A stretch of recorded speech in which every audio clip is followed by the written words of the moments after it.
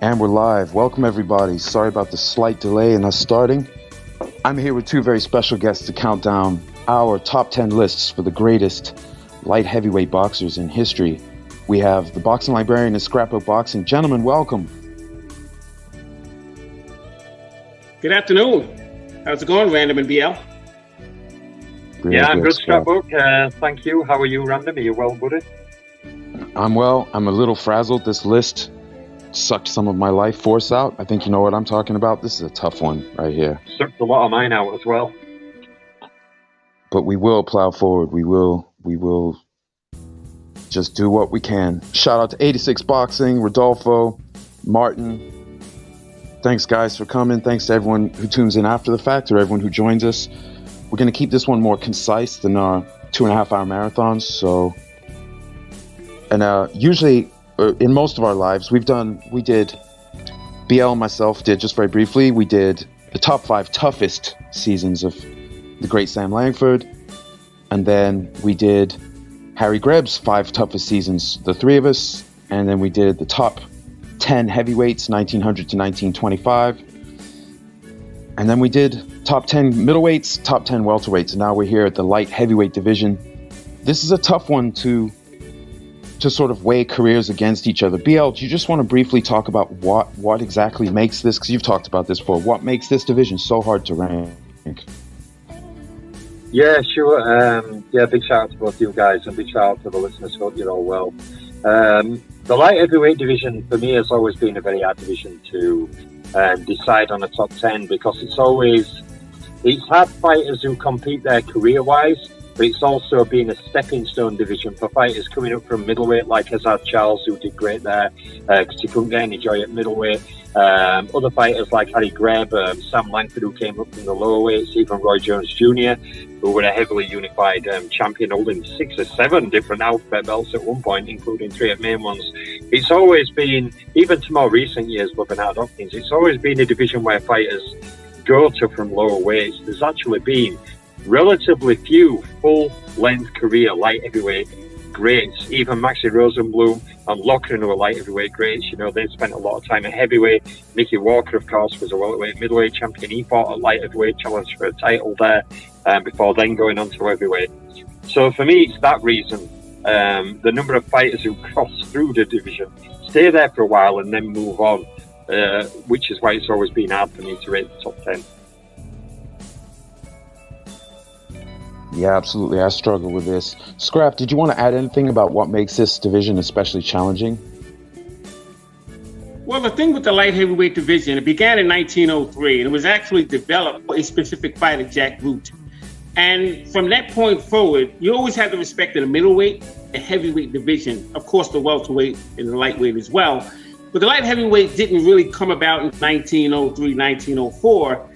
And from that point on, men jumped up from middleweight to light heavyweight, and then light heavyweight to heavyweight. As BL said, it was somewhat of a stepping stone to get from middleweight to heavyweight, make more money. So within that time frame, you had a lot of great fighters that passed through there, Harry Greb and many others. And that's what makes it so compelling. And you had a lot of men who did that. So it's a tough challenge for me as well.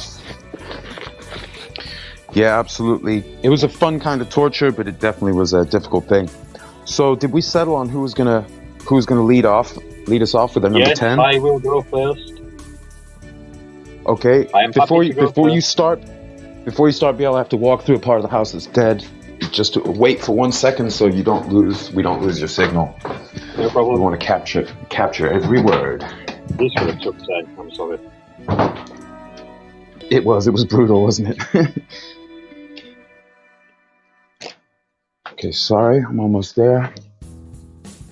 10 seconds. All right, there we go.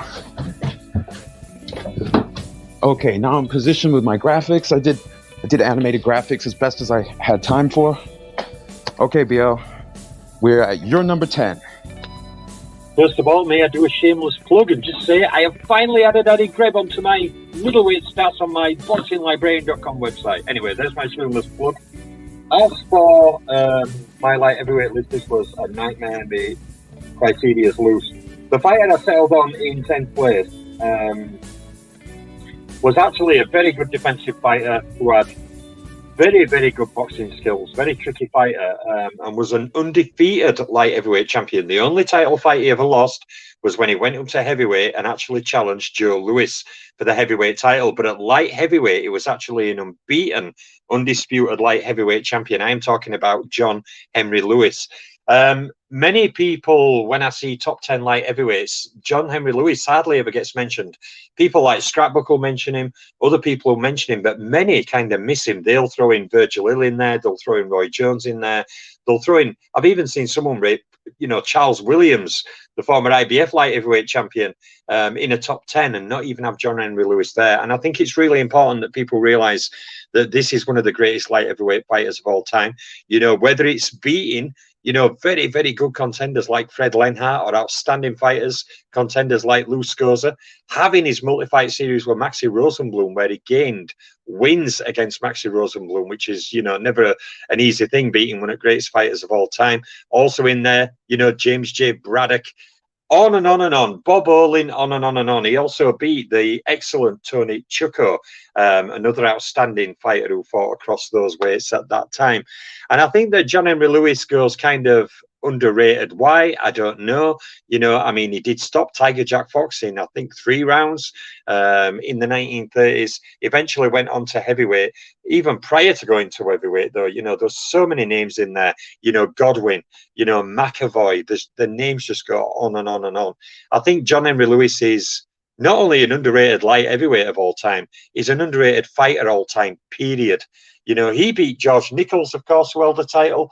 He beat Al Gainer, a fighter I've raved about, and I've included Al Gainer in my should be in the Hall of Fame series. He won at best light heavyweight fighters of his era, behind the top guys. So I think John Henry Lewis is underrated for his skills, his defensive skills, his quick hands, his excellent boxing ability.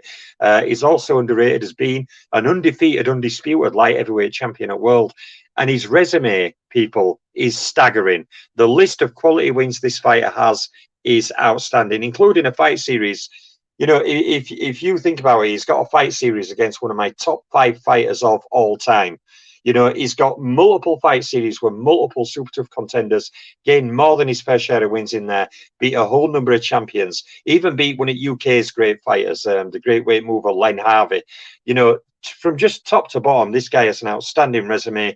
He was a legitimate world champion. If I recall, he was the first black American light heavyweight champion at world, or if I recall, I always get that one mixed up, which is historical significance. So add that to his resume and everything else and his fighting skills. John Henry Lewis is my number 10. Fantastic. Well, I'm not going second. Scrap, it's all you, my friend. Yeah, can I chime in with BL's selection? And I'm glad he chose him because I wanted to make sure he got on that list. So I didn't have him on the list because I anticipated BL putting him on. I just want to say, yes, absolutely. He was the first Black American light heavyweight champion. And Balansiki was the first Black light heavyweight champion, but he was from Africa. Ah, that's it, Scrap. Yeah, I always get mixed up on that one. Thanks for, cheers, buddy. Yeah, I always get confused with that one. Cheers. No, for sure, for sure. The thing with him, great fighter, was a 4-year champion in the light heavyweight division. He became light heavyweight champion in 1935 when he defeated Bob Olin. Bob Olin used to work at the stock market exchange in Wall Street, but when the stock market had crashed in 29, he became an actual boxer. And he was a champion in 1935. John Henry Lewis took the title away from him. The thing with John Henry Lewis, he began getting his eye impaired. So in 1938, when he was supposed to defend it against Tiger Jack Fox, the physician, his private physician, wasn't even the State Athletic Commission physician, saw that he was having issues in his left eye. So he made a recommendation on his own to the Boxing Commission. Then that doctor actually went to the State Athletic Commission and said that he didn't recommend him to fight that particular night for the fight with Tiger Jack Fox. For that reason, they stripped him of his title, because he didn't defend it against Tiger Jack Fox. And then Tiger Jack Fox would wind up having a tournament with Milo Patina would defeat Tiger Jack Fox, and then he would have the New York sack. And then when John Henry Lewis moved up to the heavyweight division in 39 to face Joe Louis, his NBA belt was relinquished after he had defeated Al Gainer. And that's when Billy Conn had taken the NBA championship title. It was very confusing during those years. But John Henry Lewis was an outstanding fighter.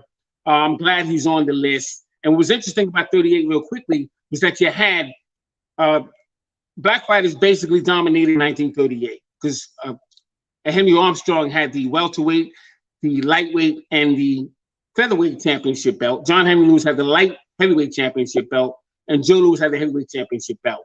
The middleweight championship belt was not, black fighter didn't have that. So that was the only belt they didn't have. So it was it was a strong year for the black fighters.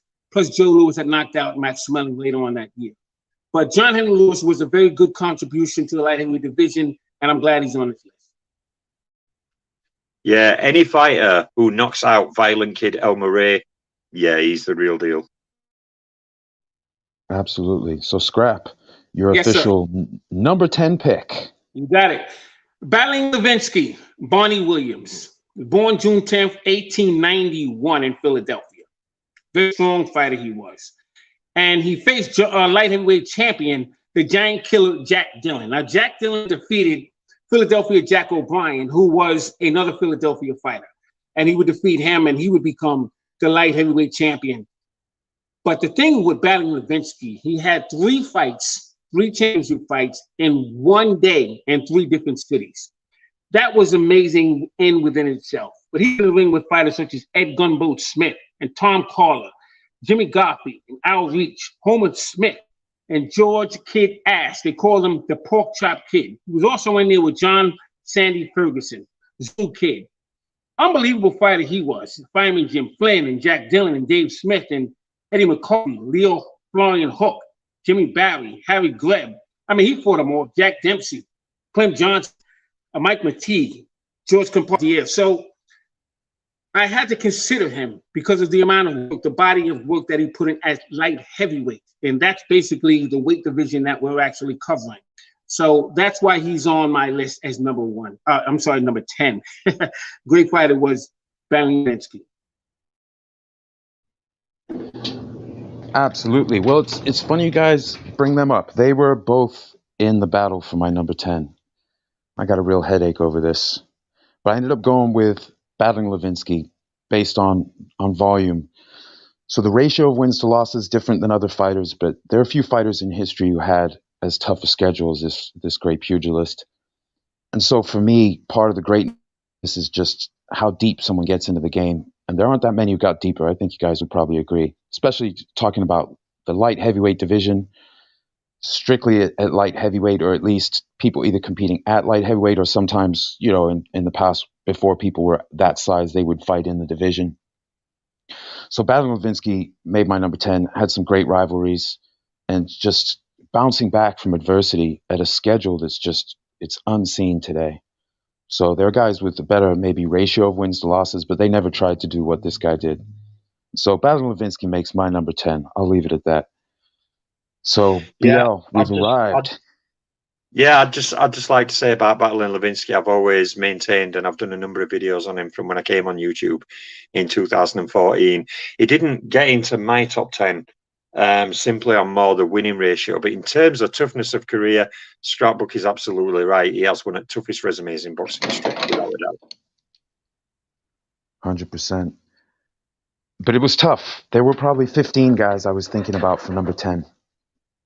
And it got easier to figure out who was in the top 5 and 6, but the order of that gave me another migraine. So let's just move forward to BL. You're number 9, sir. Yes, my number 9. Well, my number 9, okay. And some people rate him way higher, but I don't quite put him that high as other people because I think the fighters above him have outdone him to an extent. It's the fighting Marine Gene Tunney, a fighter who only ever suffered one professional loss at light heavyweight for American light heavyweight title in 1922 against Eddie Greb when, as one writer described it, Greb treated him like a butcher treats a slab of meat. But Gene Tunney was one of the scientific fighters of his time. He did not fight certain fighters he maybe should have fought in that time. But looking at him as a fighter overall, he was an outstanding body puncher, a combination puncher. He had a great jab. He was a great mover. He was very, very tough. and a scientific boxer. You know, I've read many reports, interviews with him where he says he would sit at ringside and intently watch every move a fighter makes, whether it's how he positions his feet, how he moves his shoulders. Gene Tunney also used to famously hold his hands low. Sometimes you'll see him holding quite a high guard. Other times you'll see him holding his hands by his waist. He preferred doing it that way because he felt he got a lot more power on his punches doing it that way. It wasn't that he were being sloppy. He were just, when Tunney's hands went to his waist, you knew he were looking to slot power shots in, basically. But he did beat a lot of good fighters. He beat Leo, Florian Hook, okay, on more than one occasion. And he also beat multiple light heavyweight champions. You know, he beat Battling Levinsky. He beat Tommy Loughreen in what was actually a very tough fight. Some people scored that fight a draw. Eventually, Tunney's bodywork to some of the people gave him the nod there. He went 3-win, 1-loss, 1 draw with a great Harry Greb. You know, my second greatest fighter of all time. He multiple times beat tough contenders like Charlie Weinert, etc., etc. Also beat George Carpentier in that famous fight where I think it was in round 14. Tunney dropped him and Carpentier got up, but his legs were still wobbly. So Tunney went after Carpentier, but Carpentier, even though he were clearly phased and his legs were bandy-legged, he somehow managed to throw a big right hand and clobber Tunney right in face when Tunney were trying to get him. So Tunney was suddenly backing off and Carpentier were trying to follow him on bandy legs trying to hit him, but he couldn't land a clean blow. But Gene Tunney, yeah, very tough fighter, and proved, you know, by going up and beating a more limited Jack Dempsey than the Manasseh Mauler from the earlier 20s, you know, 26, 27 Dempsey. He'd had breaks. He hadn't been committed to boxing as he was earlier in his career. But Tunney still put 2 boxing masterclasses on him, except for the long count, the famous long count. In the second fight, Tunney pretty much put a boxing masterclass on him, just like I'm convinced Harry Greb also could have done. But he also beat other top fighters like the Cleveland Rubberman, Johnny Risco, who himself, you know, was a contender who people give no credit, but that guy beat multiple Hall of Famers himself. You know, he also beat fighters like Jeff Smith, also beat Tommy Gibbons. So Tunney cannot go higher on my list because the guys above him are frankly ridiculous. But Gene Tunney gets number 9. Oh, that's wonderful. Scrapbook, you're number 9, sir. Can I just elaborate real quickly on that with BL, if you don't mind? You can always elaborate. That's what we're here for. Go for it. With Gene Tunney, now I knew a man by the name of, and RIP to him, his name was Paul Cavalier. He was outstanding, a very good fighter in his day. And he wanted to become a wrestler. Yeah, and the man who introduced me to Paul Cavalier was another good friend of mine. His name was Mr. Collector, Mr. Boxing Collector. He worked in Totowa, New Jersey, on Union Avenue. His name was Stu Levine, very good friend of mine. Well, Paul Cavalier told me a lot of stories. He sparred with Gene Tunney. He told me how fast of a hand combination that Gene Tunney had. Any man who defeats George Compartier, Tommy Gibbons, Jack Dempsey, 2 separate occasions, Harry Greb, he has to be an outstanding fighter. And he would take the title, the America's Light Heavyweight Championship title from Battling Levinsky. He was an outstanding fighter. So that's a great choice, BL. Very, very good choice. I'm sure you'll agree with me, Scrapbook, though. He should have fought Kid Norfolk, and he also should have fought Eddie Wills when they challenged him as well. Absolutely. That's why I have him rated where I have him rated. But other than that, he was a very good fighter. Real good boxer. Just unfortunate. Yeah, that's what happens in career when you don't take all the challenges that are available to you. Yeah, well said, Scrap. Well said. My number 9 is Michael the Jinx Spinks. And the reason why I selected him, I wanted to select him because the body of work that he put in during his era, because of the amount of light heavyweights in his time, was ridiculous. I mean, you had Eddie Davis. You had so many of these guys. It was really amazing the time in which he came. The man who really gave him shine was Sugar Ray Leonard, 1976 Olympic Games. So they paid close attention to the men who came out of the Olympic Games. So Michael Spinks, the eyes were on him. And the only regret I have with him is he didn't face one of my favorite light heavyweight champions, Matu Saad Muhammad.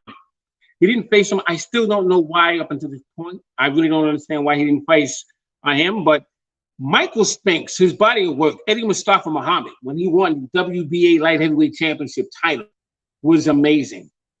Murray Sutherland, the white Muhammad Kawi, Eddie Davis, Larry Holmes twice, which I'll throw that out the window because I actually think Larry Holmes actually defeated Michael Spinks. That's my personal opinion. But what hurt him in the rankings is what happened in the first round with Mike Tyson in 1988. I was in the second round row with that fight, and he didn't even try. And, when you have that type of attitude, you can't go too far on my list. But I did want to get him in there, so he's ranked number 9 in my light heavyweight championship top 10. Fantastic. Real quick. Brandon, can I just add a quick story to that? Some of you guys may have heard this story, but I always remember an old interview with Butch Lewis. He were on this Mike Tyson career VHS I had. It was like a 2-hour-long VHS of Tyson's career up until mid-90s. And basically, when it were talking about the Spinks Tyson fight before it showed fight, it did some build-up to fight on documentary. And they were talking to Butch Lewis. He had one of his great white suits on, as he always did. And he said before fight, him and his team, the Spinks camp, were already aware that Tyson were already getting put under enormous pressure. There were a lot of fighting going on around him. They were haggling over his contracts and who he'd sign with and where he'd be fighting and all this stuff. So Butch Lewis said, you know what? There's a lot of pressure on him. He's still a young kid. So he said, I thought, you visit the other fighters' dressing room. So he said, I thought that I'm going to go there and take advantage of that. And I'm going to shake the kid up a bit before he gets in ring. See, it might give my guy a better shot. And he said he got to a dressing room and he got let into a dressing room by security. And he said, Rooney's got these mitts and he's shouting out these numbers. And Tyson, with gloves on, is punching the wall. He's punching the wall hard to the point that plaster would actually falling off the wall. And Butch Lewis said at that point, we aren't thinking he just pulled handkerchief out of his top pocket and just dabbed his forehead thinking, oh no. But I think that fight and what happened, Tyson, I don't think we're going to get beat that night by virtually most heavyweights in history. He was just at the peak of his powers. Everything culminated in that fight to me. And he was just brutal in that fight, destructive. But I think Spinks gets downplayed a lot for that. And a lot of people forget how awkward and difficult a fighter Spinks was to fight and beat. Up until being beat by Tyson, he was 31-0. Okay, he'd been a lineal champion in 2 weights. He was unified, then undisputed light heavyweight champion. And those kind of fighters that, Scrapbook mentioned, from Eddie Mustafa Muhammad, he was a super tough dude, let me tell you. Dwight Cowie and all these other fighters, Eddie Davis, he was a real tough fighter on his good day, believe me. They were really tough fighters, and Spinks doesn't always get the credit, but he were an undefeated, undisputed, a bit like John Henry Lewis. The only title fight he lost was at heavyweight to Mike Tyson. Prior to that, albeit with the controversy around it, he has those 2 wins over Larry Holmes. So to me, Spinks didn't do enough to get on my list, but I fully understand why Scrapbook put him in there because he is underrated. And Spinks is one of these fighters now who's getting downcast by many in favour of Bivol and Beterbiev. And I think people just need to go and watch some of his fights and take another look at that record of his because it is class. Oh, excellent. Hey, real quick, shout out in the chat to Hyphy and Gil. And Timothy asked who was number 10. We had 2 battling Levinskys and a John Henry Lewis for number 10. So many great fighters qualified for this. It's rather remarkable. Even compared to the other ones, I mean, in our last countdown of the welterweights, we had all-time greats like Hank Armstrong, Sugar Ray Robinson, Sugar Ray Leonard, both Sugars. We had, Barbados Walcott, and just ridiculous. But this was even tougher because the size of a lot of these careers, there were more super CVs, I believe, in this one. Would that be accurate, BL? Yeah, for sure. That's why some more notable light heavyweights are not on my list because the resumes can't compete to the big guys. Yeah, absolutely. And for me, that edged Levinsky in at 10 because I was like, look at how many fights this guy. No one's going to keep a perfect record at that. You take Tunney and be like, okay, Tunney, let's quadruple your fights and give or take. How does he do then? When he doesn't have time to prepare, when he's literally just fighting. Heal up as best you can, travel, fight, heal up, fight, travel, and just a whole career of that. That's why with Tunney and Grab, even though on the official results, Tunney got the edge, but in their series, yeah, but he didn't do what Harry Greb did in his career.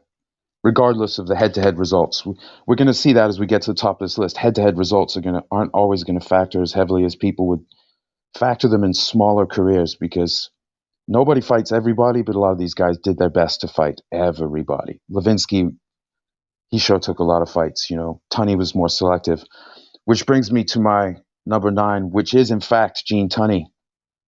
Only one career loss, and the second fight with Harry Greb, the vast majority of the papers thought he should have lost that fight. So one actual career loss and one loss in spirit in a whole career.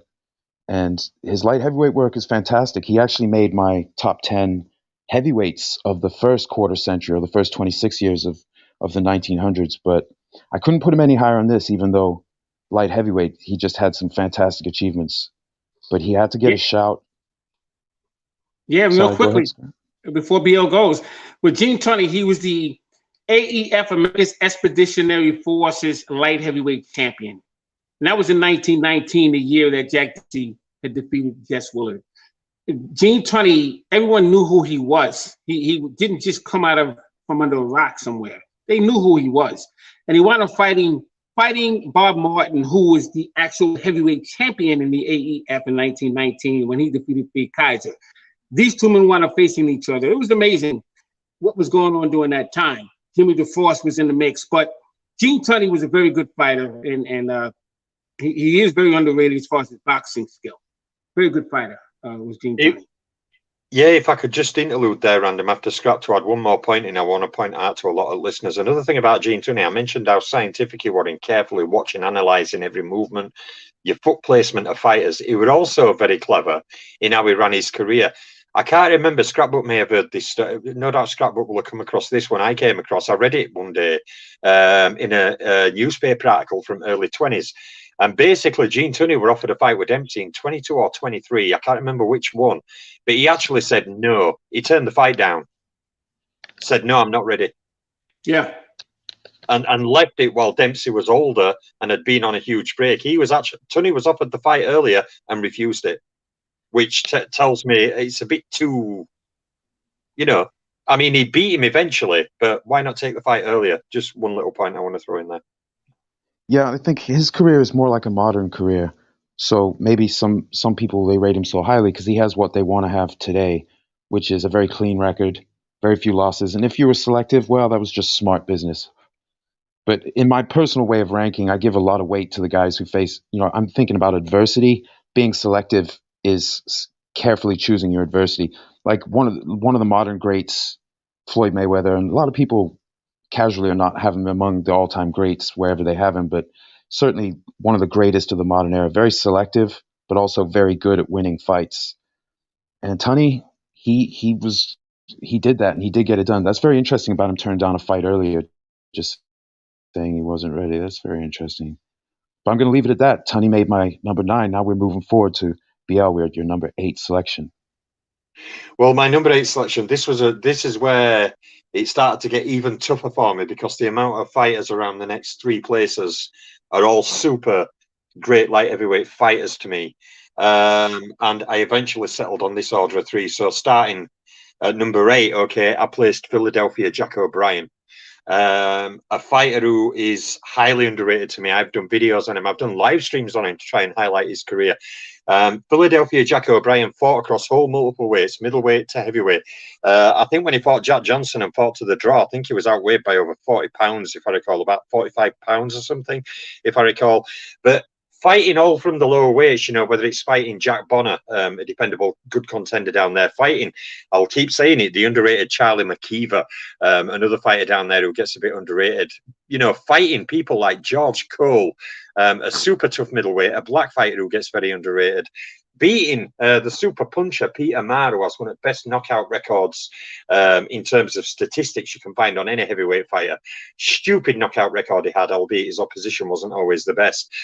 Beating Joe Choinski, okay, who knocked out Jack Johnson in early 1900s, okay. Philadelphia Jack O'Brien beat Choinski. He beat future heavyweight champion Marvin Hart, okay, again, which is an incredible win when you think about it.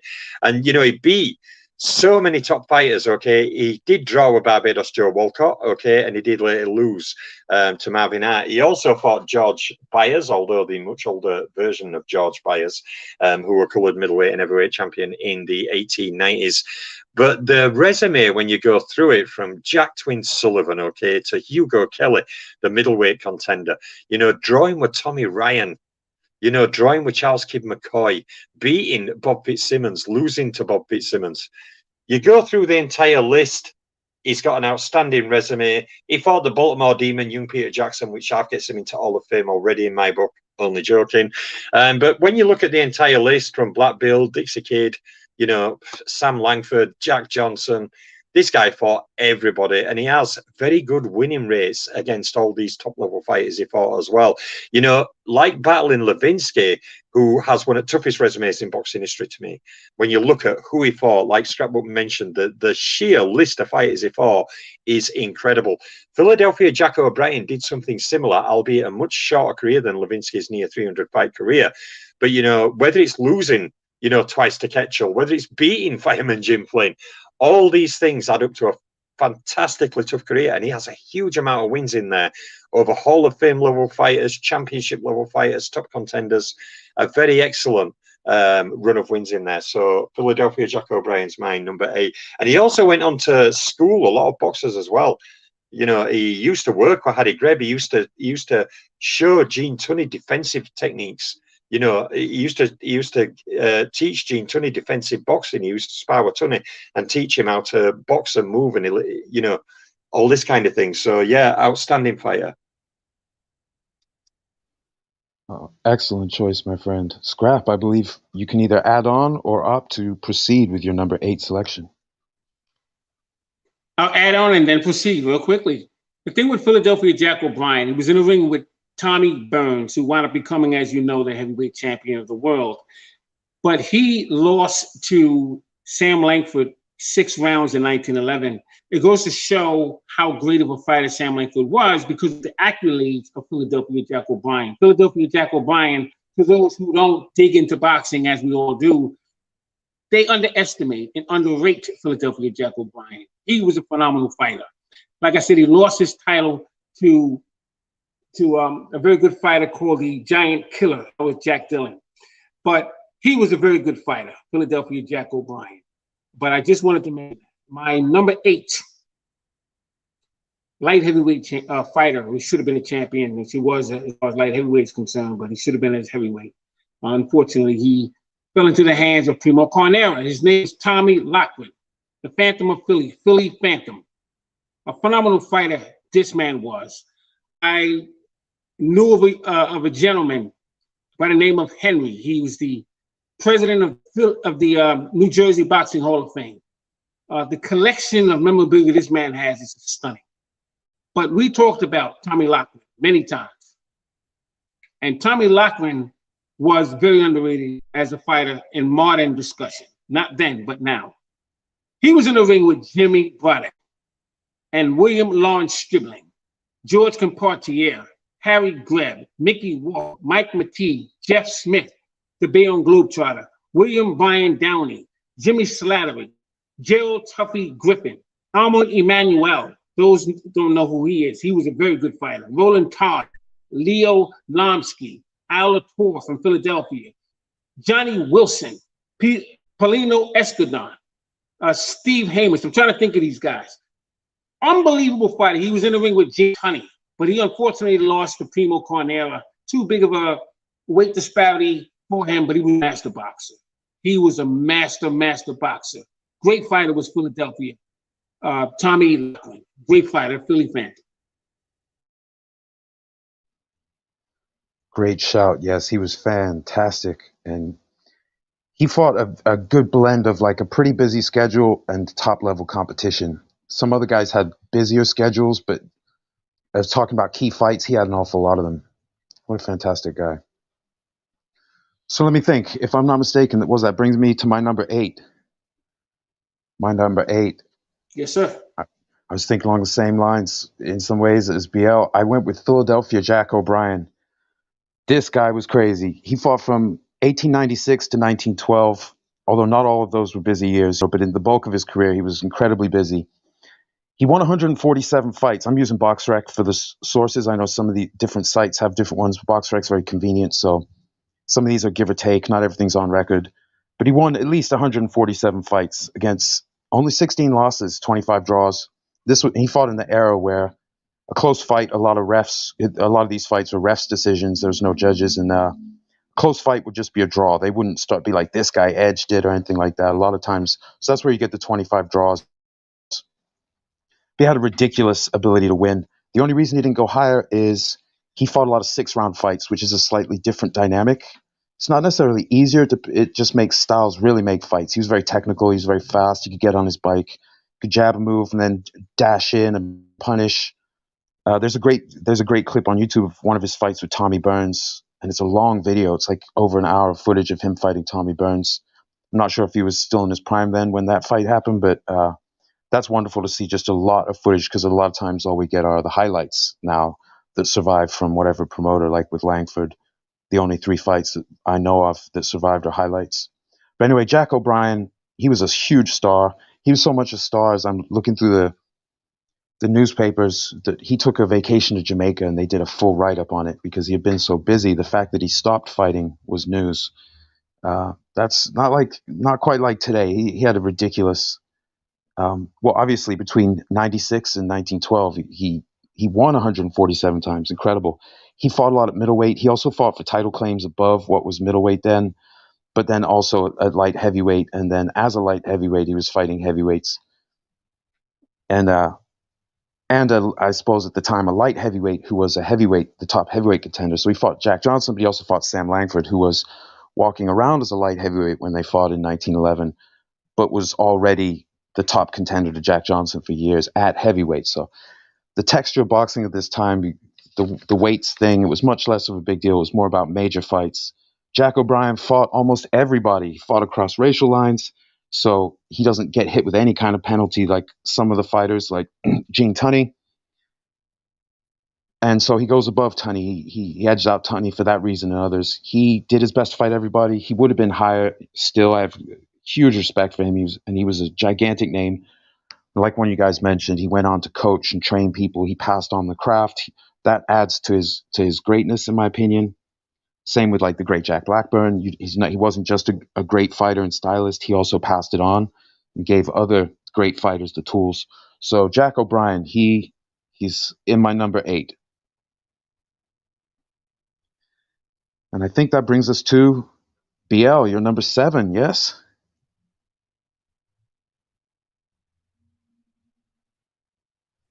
Yeah, sorry about that. Big shout out to someone in the chat. Big shout out to Rodolfo and Nikama, Andre Rodriguez, everyone. Hi, 86 Boxing. Dwayne M, love from Nova Scotia. Nova Scotia. Okay, Dwayne, the home of the mighty Sam Langford himself, my greatest fighter of all time. The greatest fighter of all time, Dwayne, came from your town. Okay, the mighty Sam Langford. Just get that little shout into Nova Scotia, the home of the mighty Sam big up Langford. Weymouth Falls. Big up Weymouth Falls. Weymouth Falls, Nova Scotia.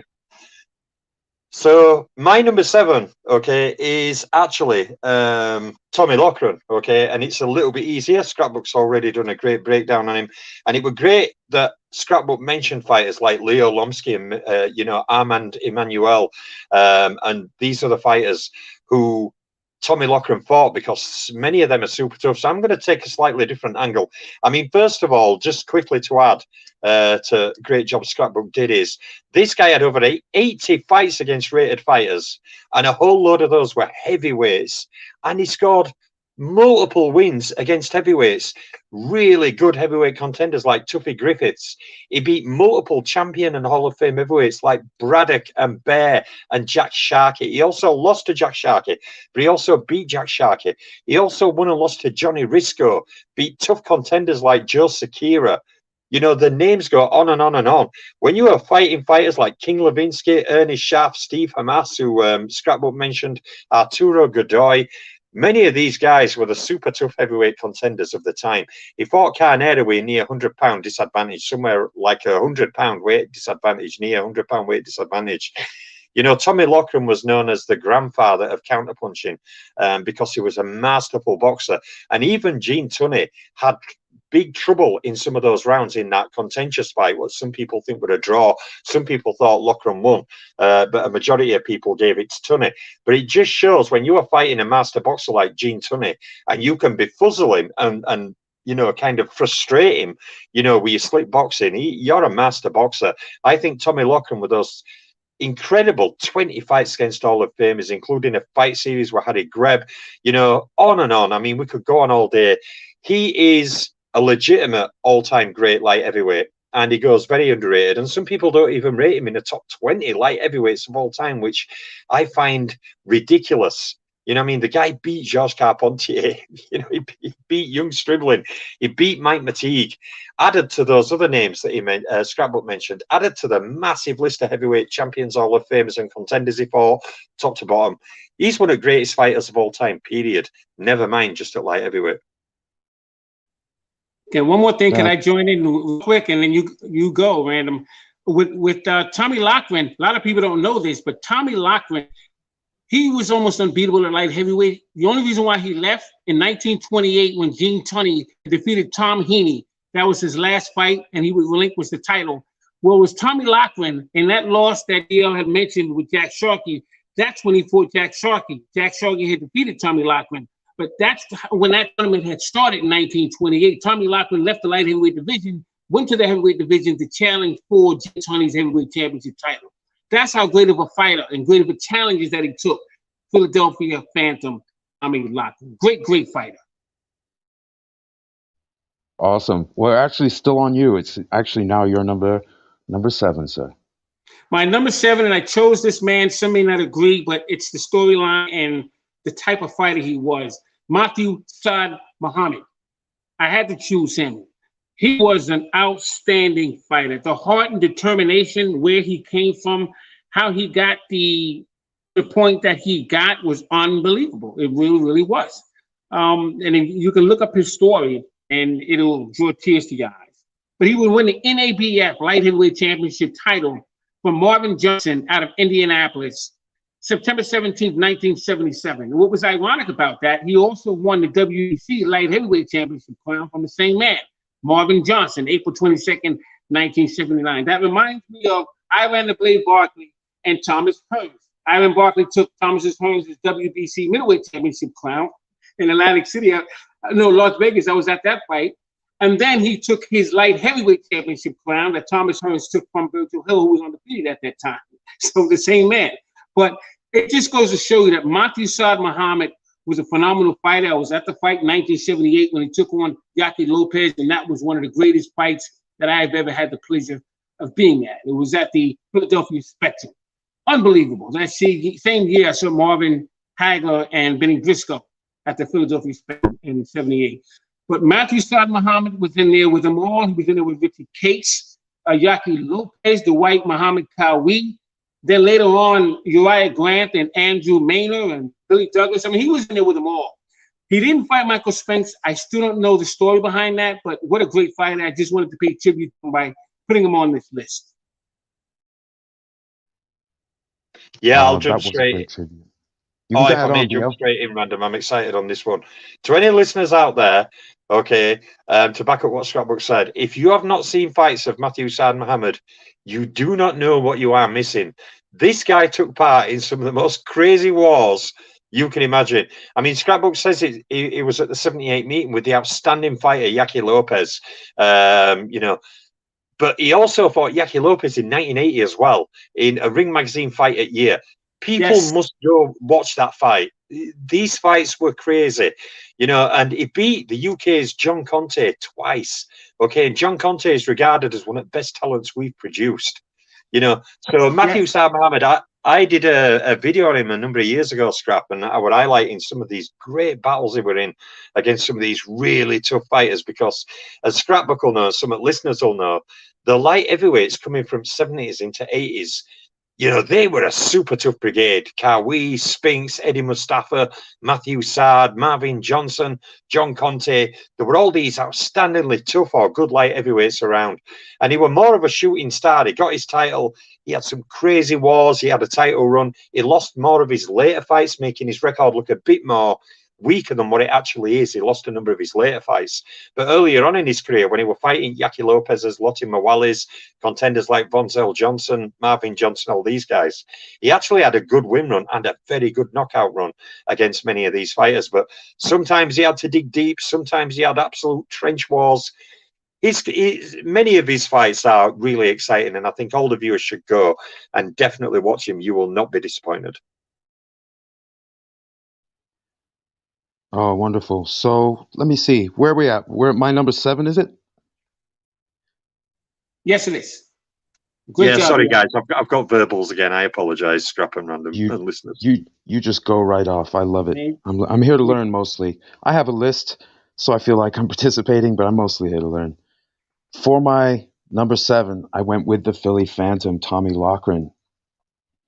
Brilliant fighter stylistically, as well as a man with a gigantic fight career across, you know, his best work was at light heavyweight. He moved up, like has already been mentioned, for a heavyweight opportunity, and as was the custom, he wasn't the only one. His contemporaries were doing it too. Rosenblum, went up and fought while he was the champ as well. Like Loughran went up and fought as the champ. He was already fighting it at heavyweight, trying to basically, these guys want to be holding a title and then earn a ranking at the weight class above.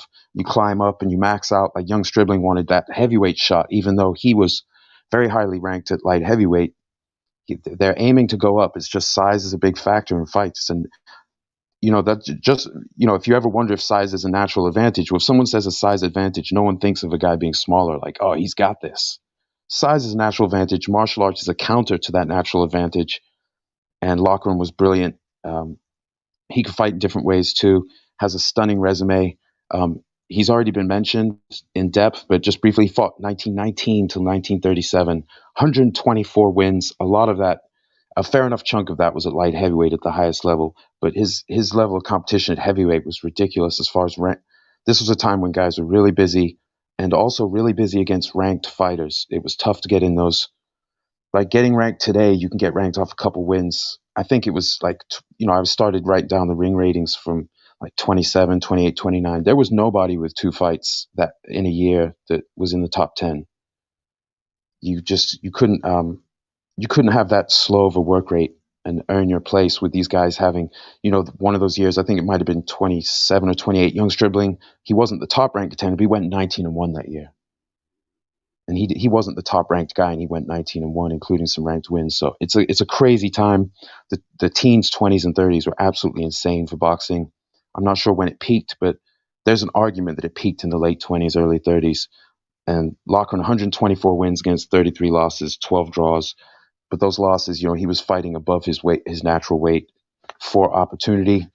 Phenomenal fighter. He made my number 7, and that brings us to the Boxing Librarian's number 6 pick.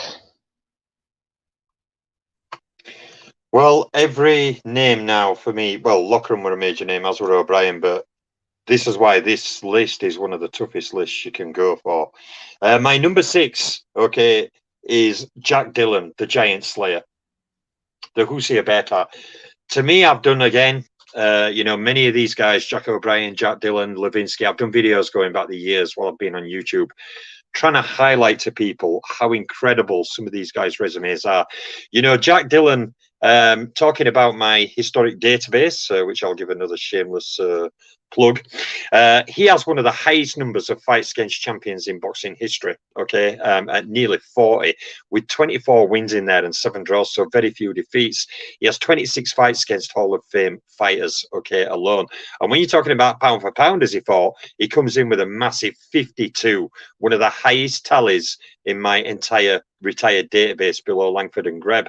And also he scores massively in opposition score in my database. And these things, when you add this to the fact he was linear light heavyweight champion 1914, 1916, had like a 10-fight series with Battle and Levinsky gaining many wins in there. Levinsky is a great light heavyweight himself, as has been discussed already. But from middleweight to heavyweight, okay, beat fighters like George Chippy, beat Bob Mohardy, beat Eddie McGorty, beat Hall of Famer Leo Hook, beat Jimmy Gardner, Mantell, Krause, Frank Klaus, battling Levinsky. The first one I mentioned were Buck Krause. But when you go through Jack Dillon's actual record, his record is staggering, okay? And I mean staggering. He gained the name the Giant Slayer because he could actually fight heavyweights like Porky Dan Flynn, could fight Fireman Jim Flynn, Gunboat Smith. He could fight many fighters who came in naturally bigger or heavier than himself. He could actually hold his own and beat them. And not only beat them, but beat them by fighting them on the inside and out muscling them and out working them and out fighting them. You know, he didn't run around. He didn't try and, you know, pot shot and move and do all this. Levinsky would actually go in and fight you. He would actually fight you. He would do what Leo Hook did, which is why I say fighters like Leo Hook and Jack Dillon have to get enormous respect because, yeah, Leo Hook came from flyweight, but when he fought middleweights and light heavyweights, he wasn't fighting two quick jabs and running around. He was coming inside and fighting on the inside like Mickey Walk tried with Schmeling. You know, that's why many of these fighters are such great fighters. You know, when you beat Billy Misk, and you're beating battling Levinsky a load of times, and you're fighting Harry Greb, and you're beating all these other quality champions, Hall of Famers and top-level fighters, and you're beating a whole number of naturally bigger heavyweights. You know, I think Jack Dillon, for his career, he is one of the greatest fighters of all time, again, period. And I think it's kind of what we alluded to earlier. Light heavyweight is a division where many fighters fight, or they come up through light heavyweight, or they fight at light heavyweight, and then, you know, go to heavyweight. But many of these guys in this top 10 are some of the greatest fighters of all time, period, across all weights. And Jack Dillon is the latest fighter, like Loughran and like a few more on my list, who to me qualify as legitimate top 15, top 20 all-time greats across all divisions. Dillon to me is a very worthy number 6 on my list. Oh, wonderful. Scrap, would you like to add? Or if he's going to feature, you don't have to. It's up to you. No, I'll add. BL, that was a great breakdown. It was a great choice. I had a difficult time deliberating because it was either him or it was battling Levinsky, and I chose battling Levinsky with the amount of spaces that I had to select from. Jack Dillon was something else. I mean, his resume is unbelievable. BL just ran it down to you. But I'll go to my number 6. My number 6. And I'm sure BL probably has him higher. But my number 6 is Maxie Slappy Rosenblum. This man here was something else. After boxing, he went into Hollywood. And he was a very, very good actor. But this man here stood 5'11". He weighed from 165 to 170 pounds. He fought from 1923 to June 26, 1939. Here's what's amazing about him. He had 15 bouts in 1925, 21 bouts in 1926, 16 bouts in 1927, 20 bouts in 1928, 26 bouts in 1929, 13 bouts in 1930. He wins the New York Stack Light Heavyweight Championship crown from Buffalo's Jimmy Slattery, who was a very, very good fighter, I might add. He was also had 22 bouts in 1931, 22 bouts in 33, 22 bouts in 34, and 4 bouts in 35. Among them, he fought fighters such as Jimmy Slattery, Jack McVeigh. Jack McVeigh was the current middleweight champion. They called him the Pride of Harlem. He was also in the ring with Jamaica Kid and Ace Hutkins, the Nebraska Wildcat, James Braddock, Larry One Punch Johnson, Leo Lomsky, battling Bozo, Billy Jones, Tommy Zuko, Joe Knight, Leo Hayes. A lot of these fighters you may not recognize, but they were very good fighters during that time. Chuck Burns and Nicky Walker. Charlie Massera, who was in the ring with Joe Lewis, Oscar Rankins and Leo Kelly, Lee Ramage, John Henry Lewis, Bob Pasker, Odell Police, Al Lator. Very good top-rated fighters they were. Roscoe Talise and Al Gaynor and Bob Olin, Dynamite Jackson. I mean, I go on and on and on. This man was something else. So Maxie Rosenblum is such an underrated name. I don't know why, but he was an outstanding light heavyweight champion and fighter as well. He just didn't have knockouts, but he was an outstanding boxer. And I know BL has him rated very highly, and he should have, but that's where I put him because I was struggling with some of the names. But a very good fighter was Maxie Rosenblum. I have him number 6. Yeah, he was fantastic. That's a wonderful tribute. So it's my number 6 now. Okay, now this is going to shock some people, but I will explain myself. Hold on, if I can find my thing. It's not Artur Beterbiev, is it? It is no. No, to be honest, the people I considered, especially, the shortest career I believe that I rated was Tunney's, and he had over 70 fights.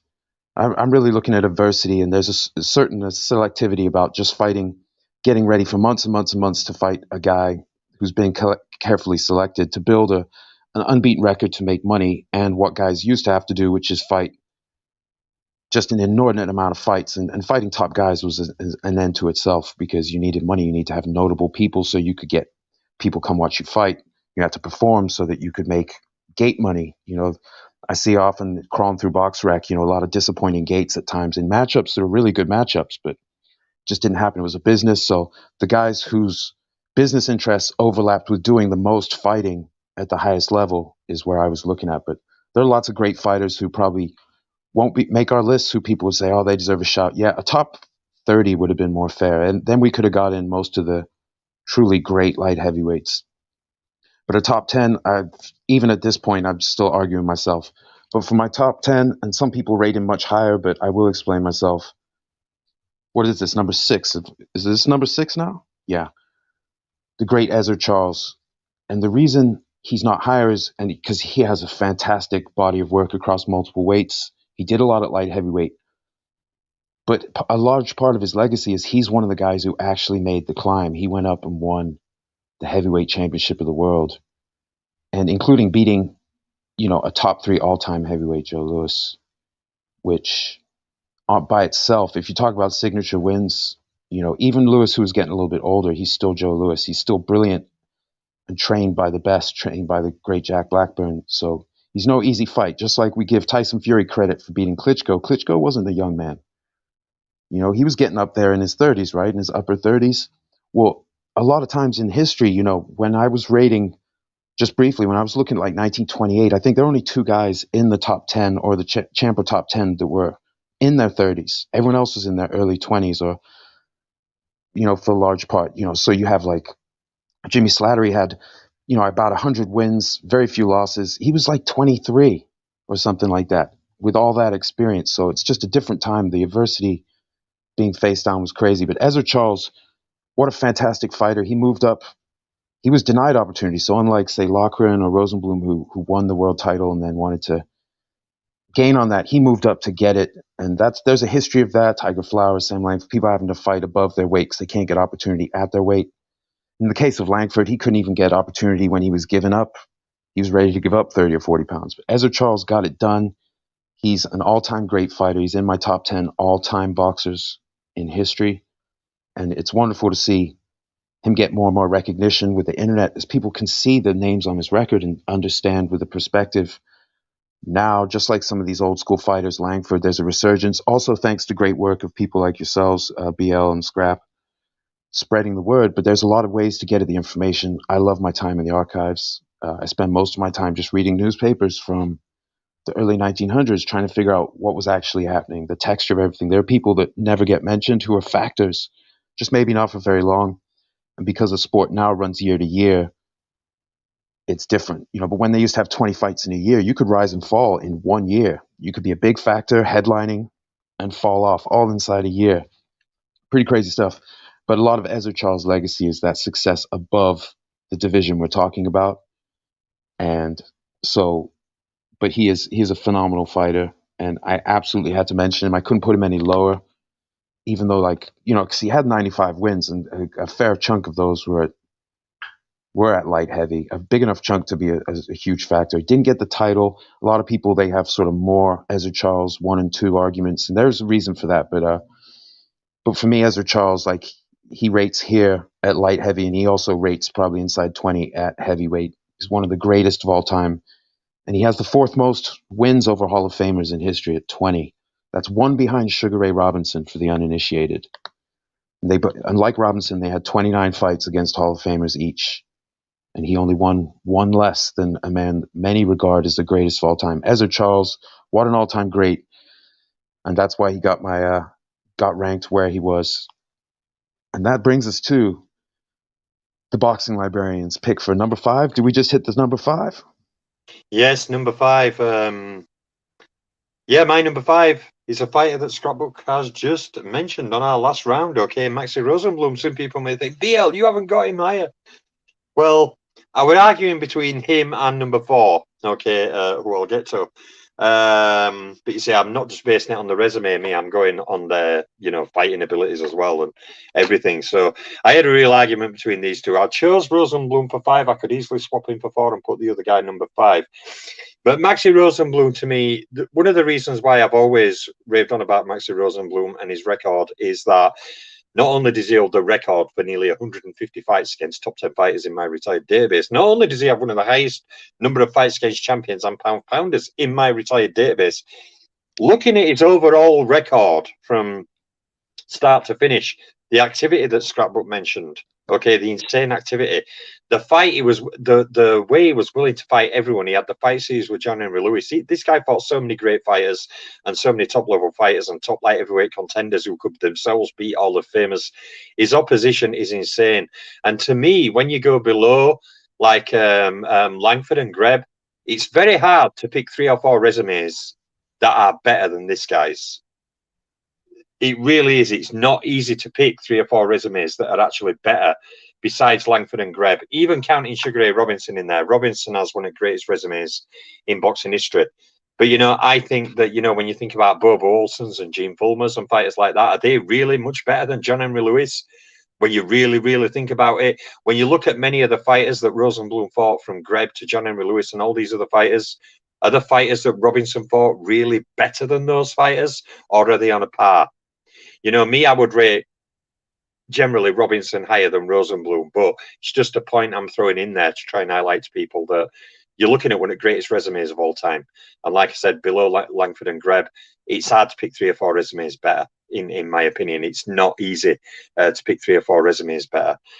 So yeah, that's why I have Maxi Rosenblum number 5. I'm not going to go too deep into it. I know Scrapbook's already gone through him a bit, so I'll leave it there. But he's a legitimate all-time great. All-time great. Absolutely. Scrap, would you like to move to your number 5 selection, sir? Absolutely. Absolutely. Now, this man, number 5, at the last minute, I had to switch him. I had Roy Jones, number 5. I had to switch him because when I dig into his circumstance very deeply and his situation, the time in which he came, it does succeed Roy Jones's, what he went through. And I had to put Kid Norford in there. Kid Norford, William Ward, is very underrated in terms of the timing that he came. I mean, he's in there with so many superb fighters. I mean, you name him, he was in there with Lee Anderson. He was in there with Jamaica Kid, John Lester Johnson. John Lester Johnson that cracked Jack Dempsey's ribs 1916. And Jack Dempsey made a decision he was going to kind of circumvent certain fighters from that point on. He was in there with Bill Tate and Jack Blackman, Harry Greb, 2 separate occasions. I mean, Kid Norford, storyline. I mean, we're talking Billy Misk and Ed Gunboat Smith. The cream of the crop name of his era. Those who would get in the ring would fight him would be surprised at the power he had, the skill set he had. He was in there with Langford and many, many, many others. And I have to think about that several times. I said, I got to put him in there. So I have him ranked in number 5. William Ward, Kid Norford, a superb fighter. Great fighter was Kid Norford. Absolutely. BL, you got to add to that. Yeah, Kid Norfolk were one of feared fighters at light heavyweight and heavyweight of his time. He fought Sam Langford. If I remember, Scrap, that was a Panamanian heavyweight title, if I recall. This guy challenged Jack Dempsey. He had zero fear of any fighter. To anyone out there, if you go to YouTube and search Kid Norfolk versus Bill Tate, what you will be watching is equivalent of a cartoon. It looks cartoonish. He's so much smaller than Bill Tate, but yet he's fighting him toe to toe. Okay, we're talking about a fighter who challenged Dempsey. He had no fear. Lee Anderson was a tough fighter. He was coloured light heavyweight champion. Kid Norfolk became coloured light heavyweight champion.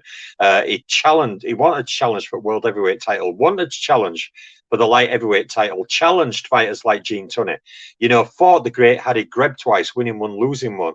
You know, we are talking about one of the major fighters at 1920s who, like Scrapbook said, did not get the opportunities that he should have got without a shadow of a doubt. This guy were calling out great fighter after great fighter after great fighter after great fighter. Didn't get many of those fights, and therefore some people kind of don't remember him as highly as he should be.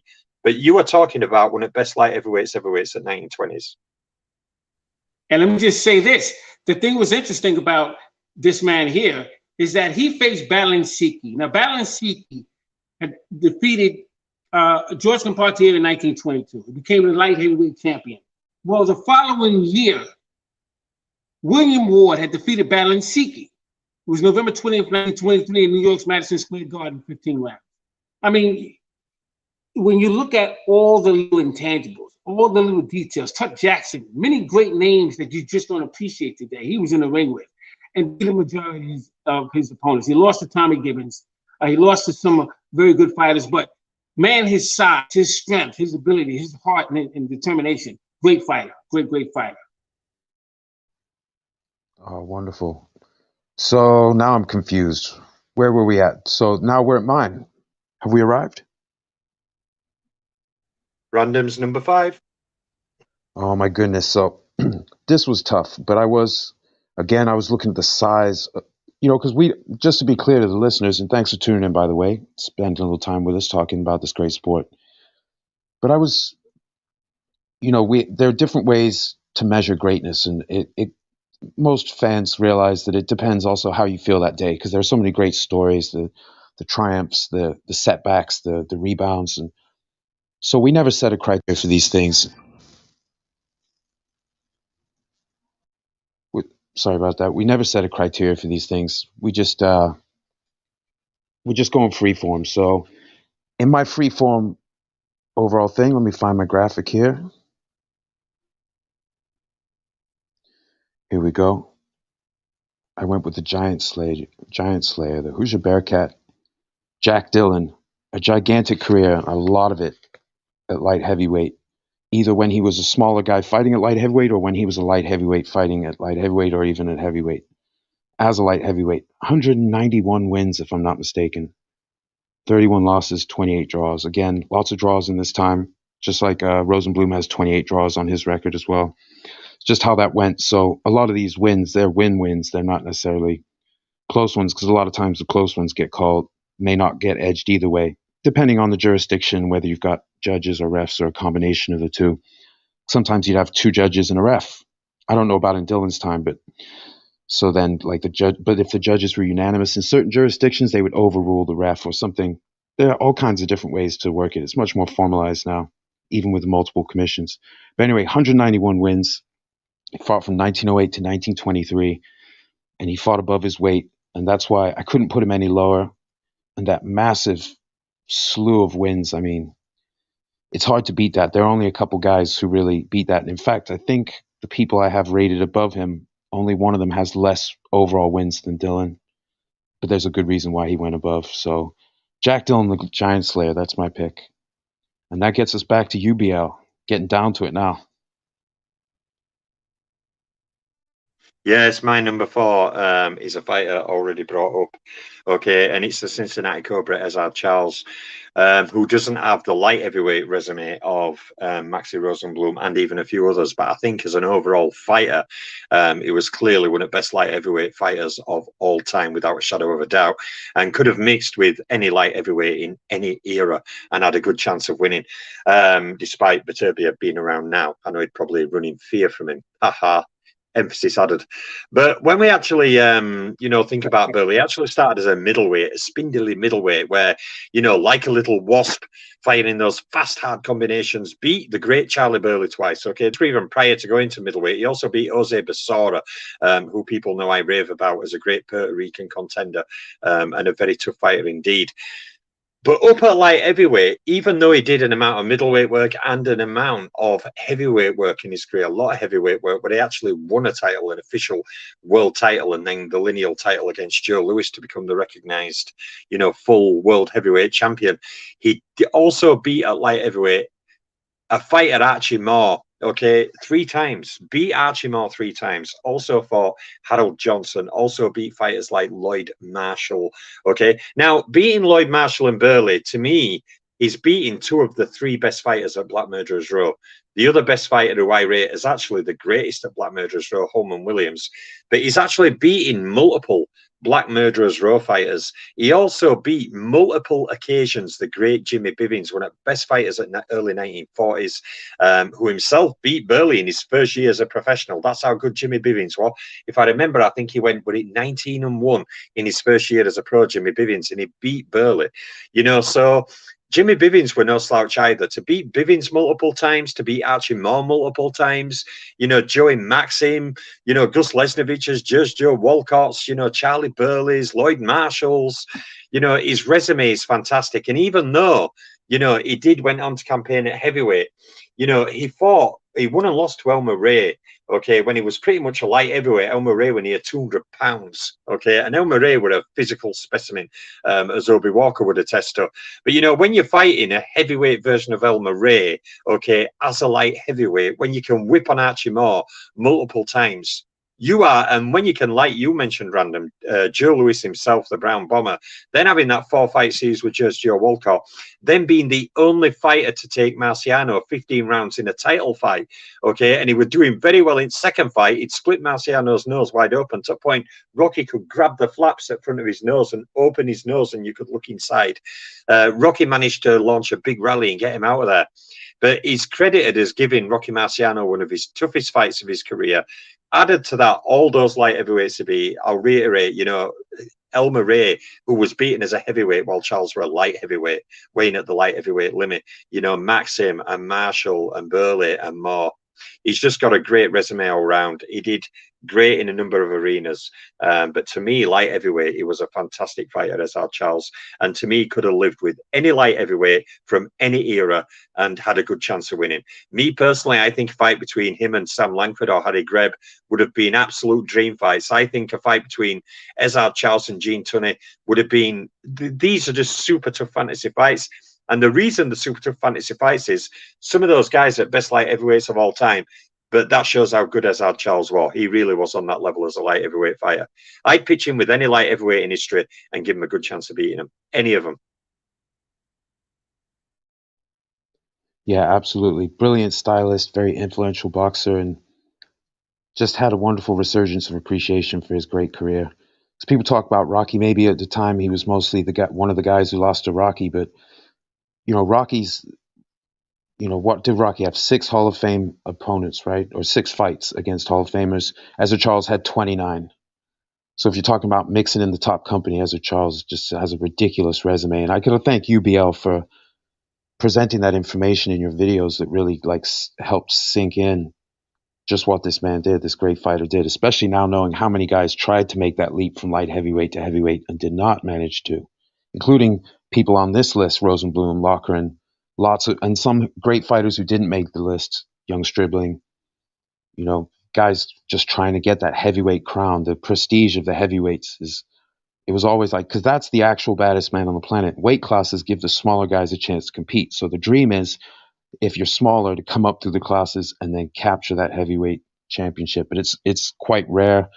Many of the greatest fighters of all time peaked out at a certain weight, including even like Sugar Ray Robinson. You know, when he got up to light heavyweight, sometimes the power or age, you know, he got a little bit older, but the power doesn't translate the same way. Ezra Charles was so brilliant. He was one of the few who got it done. What a wonderful, it's so great. He was absolutely going to be on these lists. So BL, you started us. So now we've gotten to Scraps number 4. Is that right? Yes, correcto. That's correct. That's correct. My number 4, greatest fighter.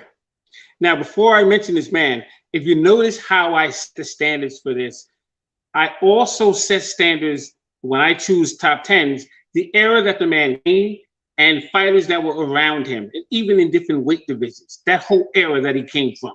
So my number 4 is Lloyd Marshall, because Lloyd Marshall, between the late 30s and 1940s, the men that were in his time, the men in his weight division and under his weight division, you had guys like Coco Kid and Ike Williams and Bo Jack and Willie. I mean, you name them on and on and on and on. He was in the ring with Sefrino Garcia twice. He lost to him twice. But he would beat Eddie Babe Risco. He defeated Ken Overland, Shorty Hughes, who's very underrated. He had a brother by the name of Big Boy Hughes. He was in the ring with Teddy Ure. He was in the ring with Charlie Burley and Eddie Booker, Ezra Charles, Anton Christopheridis, Curtis the Hatchet Man Shepherd, Jimmy Bibbins, Jay LaMotta, who he defeated, Holman Williams, who he won and lost to, Jack Chase. I mean, when he knocked out Freddie Mills, unbelievable. He would win the USA California State Light Heavyweight Championship belt. He lost that title to Oakland Billy Smith. I'm trying to remember these things. And then he would face Ezra Charles, who he lost to. But then he would make a comeback and he would knock out Freddie Mills. He would defeat Irish Bob Markey. No, he lost to Irish Bob Markey. I'm getting some of these names confused, but he was in there with some great names during his era. And that's why it's important to kind of know some of the fighters that were around the era in which some of these men came, so you can appreciate his era, because that's what's very important. The challenges that he was in there with, the arenas that he fought in, when he fought out of town, when he fought next, he probably fought a week before, and he still had a swollen jaw. So Lloyd Marshall was my pick because I think he's very underrated to modern fighters and modern appreciations of boxers. I just think that he's very underrated, and I chose Lloyd Marshall because he was a very, very good fighter, an outstanding fighter. He was in there with some great fighters.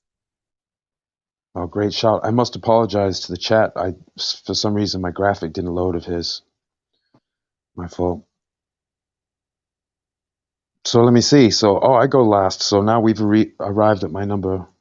Where are we now? 4? Oh, my goodness.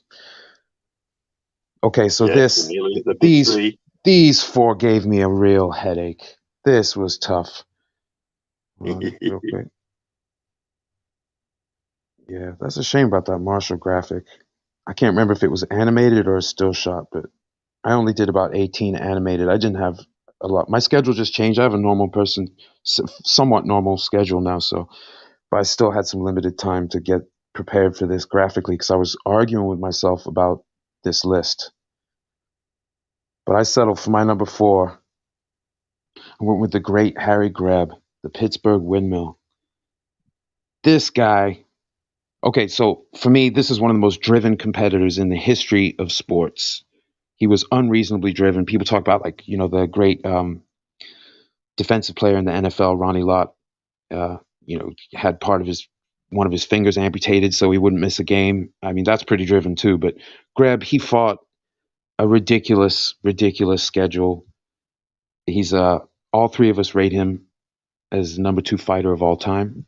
It just in boxing, 261 wins, 17 losses, 20 draws. He fought above his weight. He did a lot of work at middleweight, but he had over 90 fights at light heavyweight, and he only lost a handful out of all of those fights. And he was fighting contenders, but also Hall of Famers at light heavyweight. He was giving up size to great fighters, legitimately great fighters, and kept a stunning winning record. He only fought from 1913 to 1926. He died young. He won 261 fights in that time. And also, the 20 draws, again, the way the draws work. And against only 17 losses. And it was tough to put anyone above him because when you look at his win-loss record at the highest levels, of which he did a tremendous amount. I mean, only Sam Langford has more fights against Hall of Famers than the great Harry Greb. That's all I'll say about Langford for now. So I put him number 4 at light heavyweight, in spite of being very small for a light heavyweight. He was just brilliant. His pacing and of course his experience. So as his physical state declined and he lost sight in one eye and all kinds of things were happening, he couldn't move the same way or have the same stamina. He worked it out. You've mentioned BL. He would pace himself like he might have a couple quiet rounds, then just put on the furious bursts of old, or use more clinch work. He was clever in the clinch. He was very innovative, and he would just do very clever ways to get his fists onto somebody's body, including sort of clinching and then punching around the clinch out across his own body. Come in from the outside, just stuff to mess with people's head. He was so experienced. He took some liberties too, especially as he got older, but just a great fighter. And he couldn't go any lower, even over some of these great resumes and great fighters like Loughran and Dillon, but I just had to put Greb up there. His win-loss record just against pound-for-pound fighters or Hall of Famers is, if you strip everything else away, there's only a couple careers in history you can even talk about next to it because he had so much high-level work. And I'm going to leave it at that. That brings us to number 3. Oh, my goodness. BL, number 3 from you, sir. Oh, well, first of all, I'd like to say to Scrapbook, yeah, Lloyd Marshall, you know, I would arguing on getting him in my top 10. That guy beat 8 Hall of Fame fighters, people. And Scrapbook kind of alluded to the fact that Lloyd Marshall gets a bit underrated by some boxing fans now, but he beat way more Hall of Famers than Manny Pacquiao. I mean, if that's an indication to modern boxing fans, but he was an outstanding talent, Lloyd Marshall. And he used to love the way that he could stand there and kind of feint, draw a shot, hit you with one shot, drop you to the floor, and he'd stand there in a pose like looking at you like, what are you going to do now? Just an outstanding talent, Lloyd Marshall. To me, second or third greatest fighter in, you know, Black Murderers Row for sure. Up there with Burley and Holman Williams. Fantastic. But my number 3, I had a major headache here. Okay, I had a really, really major headache here. And the headache was between number 2 and number 3. One who I think has a slightly better resume at light heavyweight in terms of Hall of Famers beaten against the other, who I think was probably one of the finest light heavyweight fighters of all time. So number 3, okay, I settled on who you've just mentioned, random, Harry Greb. Now, everybody knows I've babbled enough about Harry Greb, and I'm not going to go into a long diatribe. But I'm gonna try and sell another point to you this way, okay? If we look at the light heavyweight champions, okay, from 1914 when Dillon got the title up until 34 when Rosenblum lost it, okay? Title claimant prior, okay, to Dillon, Bob Mohar, Greb beat him multiple times. Lineal champion Jack Dillon, Greb beat him twice. Lineal champion battling Levinsky, Greb beat him 6 times. Lineal champion Carpentier, Greb furiously chased a fight for 3 years. Carpentier wasn't playing ball. Battling Siki, Greb tried to get a fight with battling Siki. Okay, Mike Mateague, lineal champion, Greb beat him. Paul Berlenbach, the Astoria assassin, okay, Greb famously chased Berlenbach. Berlenbach wouldn't give him the fight. Jack Delaney, lineal champion, Greb again furiously chased that fight. Delaney wouldn't give him the fight. Tommy Loughran, lineal champion, Greb beat him a whole number of times. Title claimant Jimmy Slattery, who held a title and had a claim as lineal champion, Greb beat Jimmy Slattery. Okay, Maxi Rosenblum, Greb beat him. So basically, from 1914 until 1934, Greb either beat or challenged every single lineal light heavyweight champion and faced a number of light heavyweight title holders around that.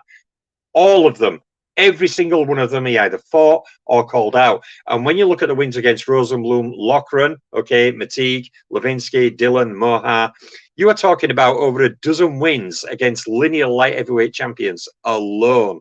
That's not counting his middleweight work. That's not counting his heavyweight work. You know, when you can also beat fighters like Tommy Gibbons at light heavyweight, Jeff Smith, you beat the only man to beat Gene Tunney at light heavyweight. Okay.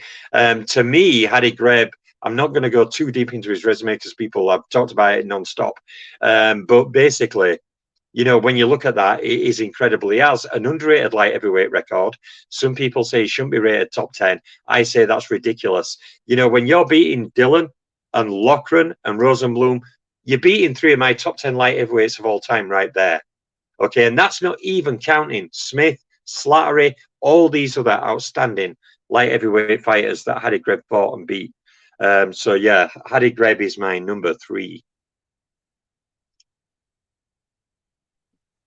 Fantastic. Scrapbook, we've arrived at your number 3, sir. Wow, you guys got me with the Harry Greb, man. Y'all know how I feel about Harry Greb. Great fighter. I mean, great selection. He is my number 2 greatest of all times. A brilliant, brilliant fighter was Harry Greb. But my number 3 fighter, and I want to shout out to R.I.P. Hank Kaplan, very good friend of mine. I spent many times in his home in South Jersey. And he always brought up this one name. And before I even mention any stories about that, another gentleman who I had pleasure of meeting brilliant writer, brilliant historian himself. He's out of old school, if you will. And his name is Jerry Fitch. He was kind enough. He sent me 7 books that he wrote of this man, and his name was James Lewis Bibbins, Jimmy Bibbins. Now, Hank Kaplan told me a lot of stories about Jimmy Bibbins. I mean, that's where I learned a lot of my information from Jimmy Bibbins. But reading books of Jerry Finch, who was doing some outstanding work out there, and Cleveland, he hit the nail on the head of how brilliant this man really was. I had the pleasure of meeting him as well, Jimmy Bibbins, but I didn't know enough of him until I read that book of Jerry Finch. So shout out to Jerry Finch.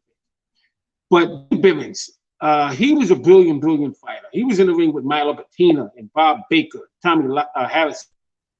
He was in there with Anton Christopheridis and Curtis the Hatchaman Shepard, Milo Bettina, Teddy Euro, Bob Pastor, Billy Kahn, Moses Brown, Ezra Charles. I'm trying to think of these: Pat Valentino, Lloyd Marshall, Jersey Joe Walcott, Bob Baker, Harold Johnson, Teddy Laurie, and Lee Q. Murray, Tommy Mariello, Archie Moore, Billy Seuss, Lesnovich, Leonard Marrow, Watson Jones, Clarence Henry, Turkey Thompson, Lee Q. Murray, Booker Beckworth, Sid Peaks, William Bean, Buddy Knox, Charlie Doc Williams, Tommy Hassan, if I'm repeating, Aaron Williams, Charlie Burley, Nate Bolden.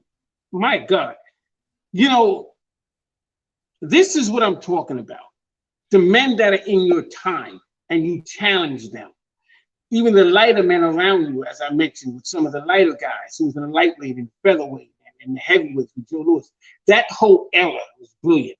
So Jimmy Bibbins, who never really got an opportunity, he was the duration light heavyweight and heavyweight champion during the war. But a great fighter was Jimmy Bibbins. He's very underrated as far as I'm concerned. I had to get him on this list. A brilliant light heavyweight. Shout out to Jimmy Bibbins. Great fighter. Fantastic tribute, sir. So, that's right. See, you've led a couple of the last ones, Scrap. So I keep thinking I'm waiting for BL. We're waiting for me. So we're now down. Where are we? Number 2? Number 3. We're 3 for you. Number 3. Here we go.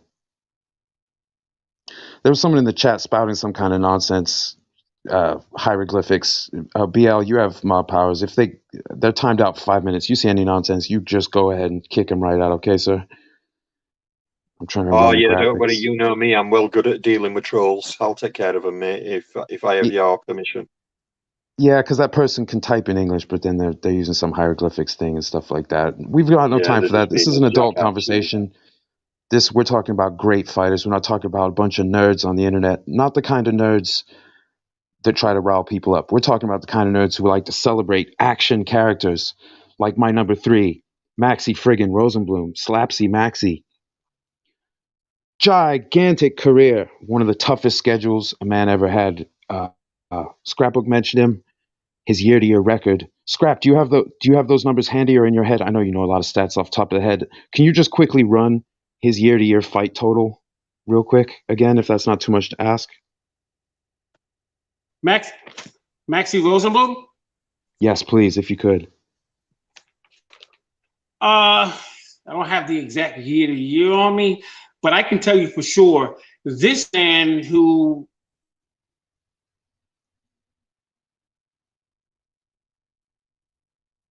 Oh, hold on, you cut out, Scrap, I think. Let me know in the comments if you can still hear me. I'm not getting any audio. I'm not hearing anyone. Yeah, I can still hear you, random, loud and clear. Oh, I think Scrap lost his audio.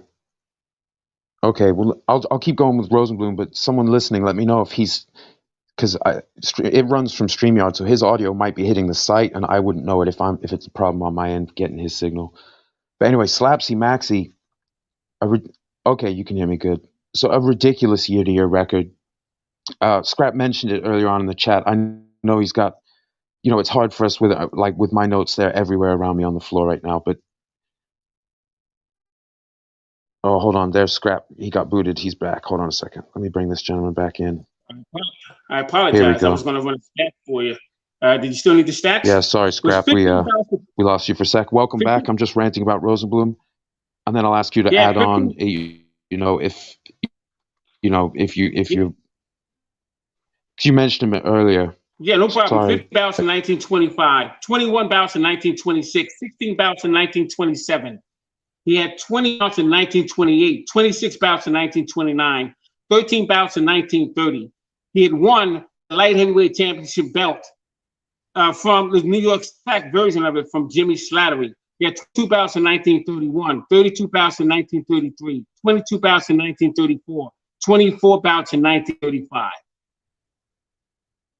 Thank you very much. I appreciate that. Yeah, Maxie Rosenblum, and he in BL's database, he has the most fight. So he fought in the ratings era. I mean, he fought from 23. So if I'm not mistaken, the ratings kicked in 24. So he fought for all of his significant work happened inside the ratings era, and he has 145 or 146 fights against ranked fighters. Now, it was very hard to become ranked in the ratings era, in the early era, because the year-to-year records were stunning.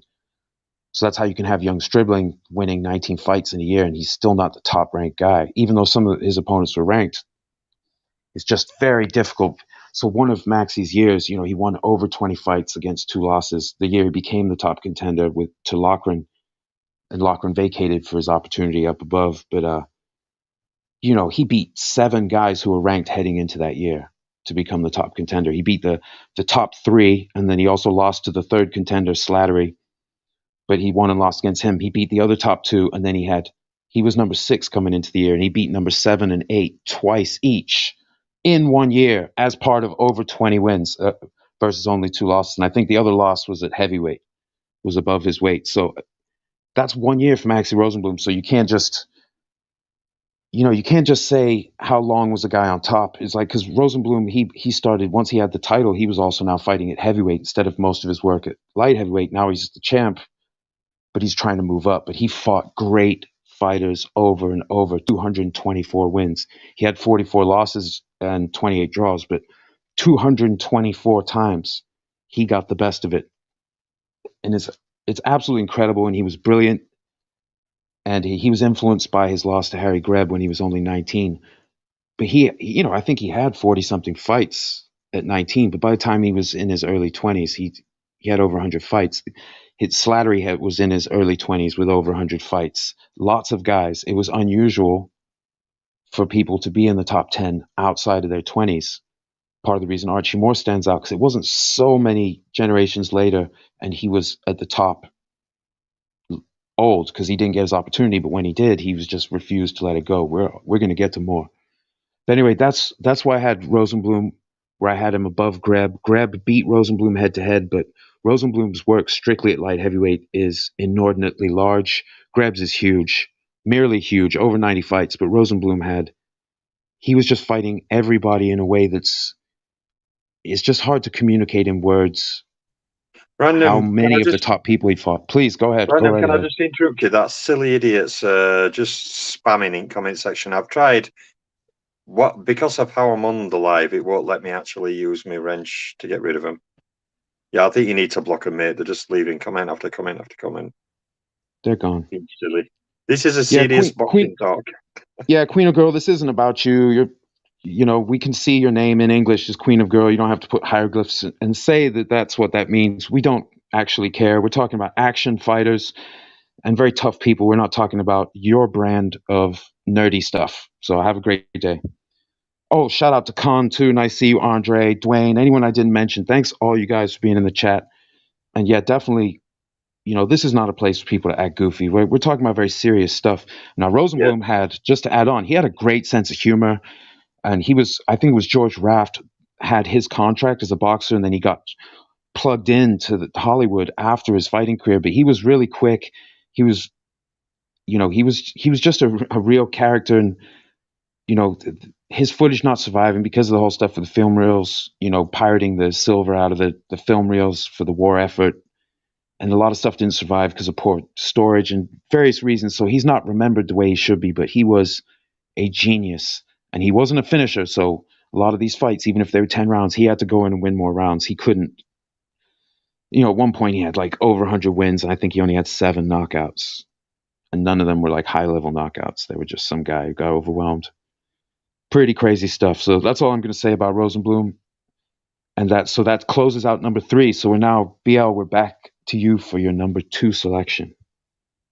Yeah, before I go to my number 2, I'll just say Scrapbook, a great shout on Jimmy Bivins. Another fighter like Lloyd Marshall who gets criminally underrated. A lot of people don't realise that, when he whipped Lesnovich as bad as he did, and he went on to have all those fights against Archie Moore and all these other guys he fought. I mean, even fighting a virtual modern career, a big modern career at heavyweight, considering everything he'd done before that, his insane winning record against many of the best fighters he fought, beating Burley inside of a year as a pro. I mean, that's crazy. He were regarded as one of the best fighters in the world in early 40s, and rightly so. So I just want to say, Scrapbook, good job there. And I think Scrapbook, with a few fighters on this top 10, has highlighted a few fighters, Marshall and Bivins, who criminally go underrated. And I think, in a way, not enough. I don't know. Scrapbook's done a lot of work on them, but I've done videos on these guys, but I haven't really gone into depth on highlighting probably some other fighters who go very underrated as well. So it's something for me to think on in future, maybe from my website articles or something. But my number 2 is I had to put him here. I had to put him here. He never won a light heavyweight title, okay? And his work at light heavyweight is not the biggest, but it's not the biggest because a lot of the fighters he fought as a light heavyweight were actually heavyweights, okay? My number 2 greatest light heavyweight of all time is Sam Langford, okay? From Weymouth, Nova Scotia. That's right, where Dwayne currently resides. Sam Langford, it's a shame, Dwayne, that no one seems to know him there. The greatest fighter of all time come from that town. They should have a statue of him there. Sam Langford, to me, is one of the most complete light heavyweight fighters of all time. And what I mean by that is, I think he possibly could have beat any light heavyweight in history. When you get Sam Langford at 165 to 168 pounds, I would happily pitch him in there with any light heavyweight in history and be fairly confident he can win that fight, and probably beat a lot of fighters across various eras, probably quite sensationally and easily. As a light heavyweight fighter, he had the power, he had the welterweight, lightweight speed of hand and foot. So you've got a prime fighter, okay, say 165, 167 pounds, who can knock out 200 plus pound heavyweights, who has raw punching power, hand and foot speed. Okay, I think he was just one of the best light heavyweight sized fighters ever, irrespective. The only reason he couldn't go number 1 is because number 1 is just, to me, the ultimate light heavyweight fighter of all time. Some people rate Charles number 1. I don't put Charles number 1. This guy has a major distinction on Charles. But to me, Sam Langford, is the number 2 light heavyweight of all time, similar to Greb and similar to Charles and Rosenblum and Dillon and Loughran and many of these fighters. He was a fighter who came from a weight other than light heavyweight, but settled. And as a light heavyweight, he would beat middleweights, light heavyweights, and dozens of heavyweights. His heavyweight resume comes to nearly 190 fights that I've nailed down so far. He beat many of them as a light heavyweight, okay, which is sensational in itself. So yeah, Sam Langford's my number 2. Fantastic. So that brings us to Scrapbook Boxing. From the Scrapbook Boxing Museum of the Forgotten Fisticuffs, one of the 2 best channels for boxing fans on YouTube, in my opinion, if you want to really learn about the sport. That's shared with BL's channel, Hardline Boxing Talk. These 2 channels. No, I say Scrapbook's channel is number 1. Well, I'm not picking favorites. I just love them both. I split my time between your 2 channels, and I still can't get to it all because you're both incredibly prolific with your work. So thank you both. Scrapbook, you're number 2. And I got to give it to BL. My number 2. Scrapbook, before you get going, I want to say this, and I want to say this live, okay? I'm not blowing smoke at Scrapbook people, okay? But, I have not seen anyone who has the rich history in the sport from all the championship fights and fights he's seen, all his memorabilia he's collected, all the fighters he spoke to, the historians he sat and spoke to. To me, Scrapbook is what I wish I was, if you get me. Oh. He is inspirational to me. And that's why ever since I've got to know him, me and him have got on well, because we both recognize we're kind of students of the game. He has researched longer than I have. Okay, and I've been researching 3.5 decades. Okay, pretty much. So, we're both committed a lot of his life to boxing, and I just want to give him the respect he deserves. I think all YouTubers out there should subscribe to his channel immediately, because it is literally a museum of boxing information. The channel name is very descriptive. Scrapbook, I'm not blowing smoke at you, buddy. I don't give praise lightly, but I'm just paying you respect I think you deserve for all the years of dedication you've put into the sport, and for all the dedication you show on YouTube to enlighten many boxing fans on the history of sport. So thank you for all the work you do. I want to thank you very much, and I return the compliment, because I mean it as well. Thank you so much. I do appreciate it. I really, really do. My number 2, greatest light heavyweight, and again, because of the era in which he came, here's a man who graduated from the amateur ranks and turned professional with some of the greatest fighters of all times, Ike Williams and Willie Pep, Ray Robinson, and Jimmy Bivens. This man I had great conversations with Stanley Crouch, who was a very good sports writer, and he was a great boxing historian. He knew boxing very, very well, especially Jeff Johnson and many other names like that. Sal Rapper, who's another great historian. I knew him for many years. He's the one that gave me the first fight that I had with Henry Armstrong and Arizmendi, baby Arizmendi. And then George, Glassjaw Boxing from Connecticut. He was the president of fame up there. I was at his home many times. He had one of the greatest robes collections of all times. His wife and him had really took care of me while I was there, and I do appreciate George. I had conversations with these men, my dad as well, about this one fighter, and his name is Ezard Mac Charles, Cincinnati Cobra.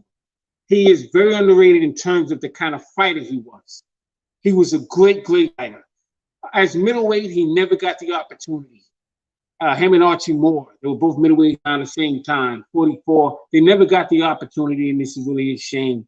But this man was in the ring with Lloyd Marshall, Jimmy Bivens, and Joey Maxim, Baker Beckworth, Elmer Violent Ray, Archie Moore, Joe Baskey, Joey Maxim, Teddy Uroth, Gus Lesnevich, Pat Valentino, Lee Omer, Rex Lane, Nino Valdez, Howard Johnson, Tommy Hurricane Jackson, Charlie Norkus, Paul Andrews, Johnny Holman, Rocky Marciano twice in 1954, Joe Louis in 1950, New York Yankee Stadium, Charlie Burley, Gus Lesnevich.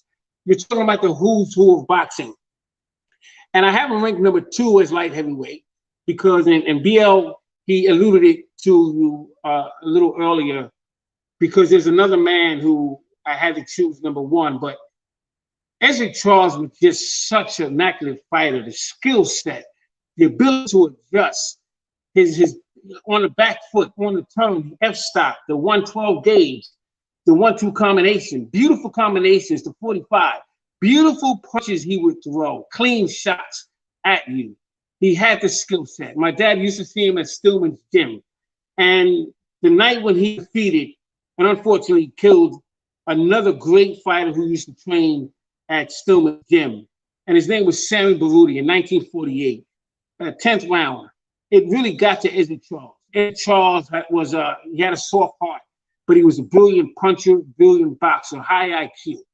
And my dad told me when he came back to Stillman's after that Sammy Baruti loss, they gave him a stem, a bell count because of how he felt with that particular loss that he gave Sammy Baruti. But this man, Ezra Charles, was a great, great fighter, a brilliant puncher, outstanding technician. And I just think he's very underrated in his light heavyweight division. Of course, he went on in 1949 to become the light heavyweight champion in the NBA version of, the heavyweight championship that Joe Louis had selected him and Joe Walcott to fight for. But as a light heavyweight, he was good. And I just wanted to give him his credit. And the reason why I love this panel is I am confident that some of the names that I can't fit into a list are going to be chosen by random or BL. So I'm very confident in that. So I had the confidence to choose Ezra Charles because I knew that I could get him in that list one way or the other. Great fighter.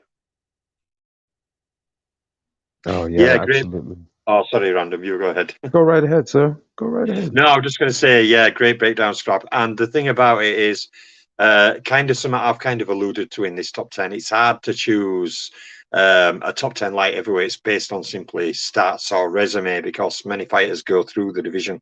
But, you know, if I said to you guys now, who wins a fantasy fight at light heavyweight at their best, Ezard Charles or Sam Langford, that is a tough fight. If I said to you, who wins fantasy fight at light heavyweight, Ezard Charles or Harry Greb, that's a tough fight. We know Ezard Charles could whip Archie Moore at light heavyweight. He beat him 3 times.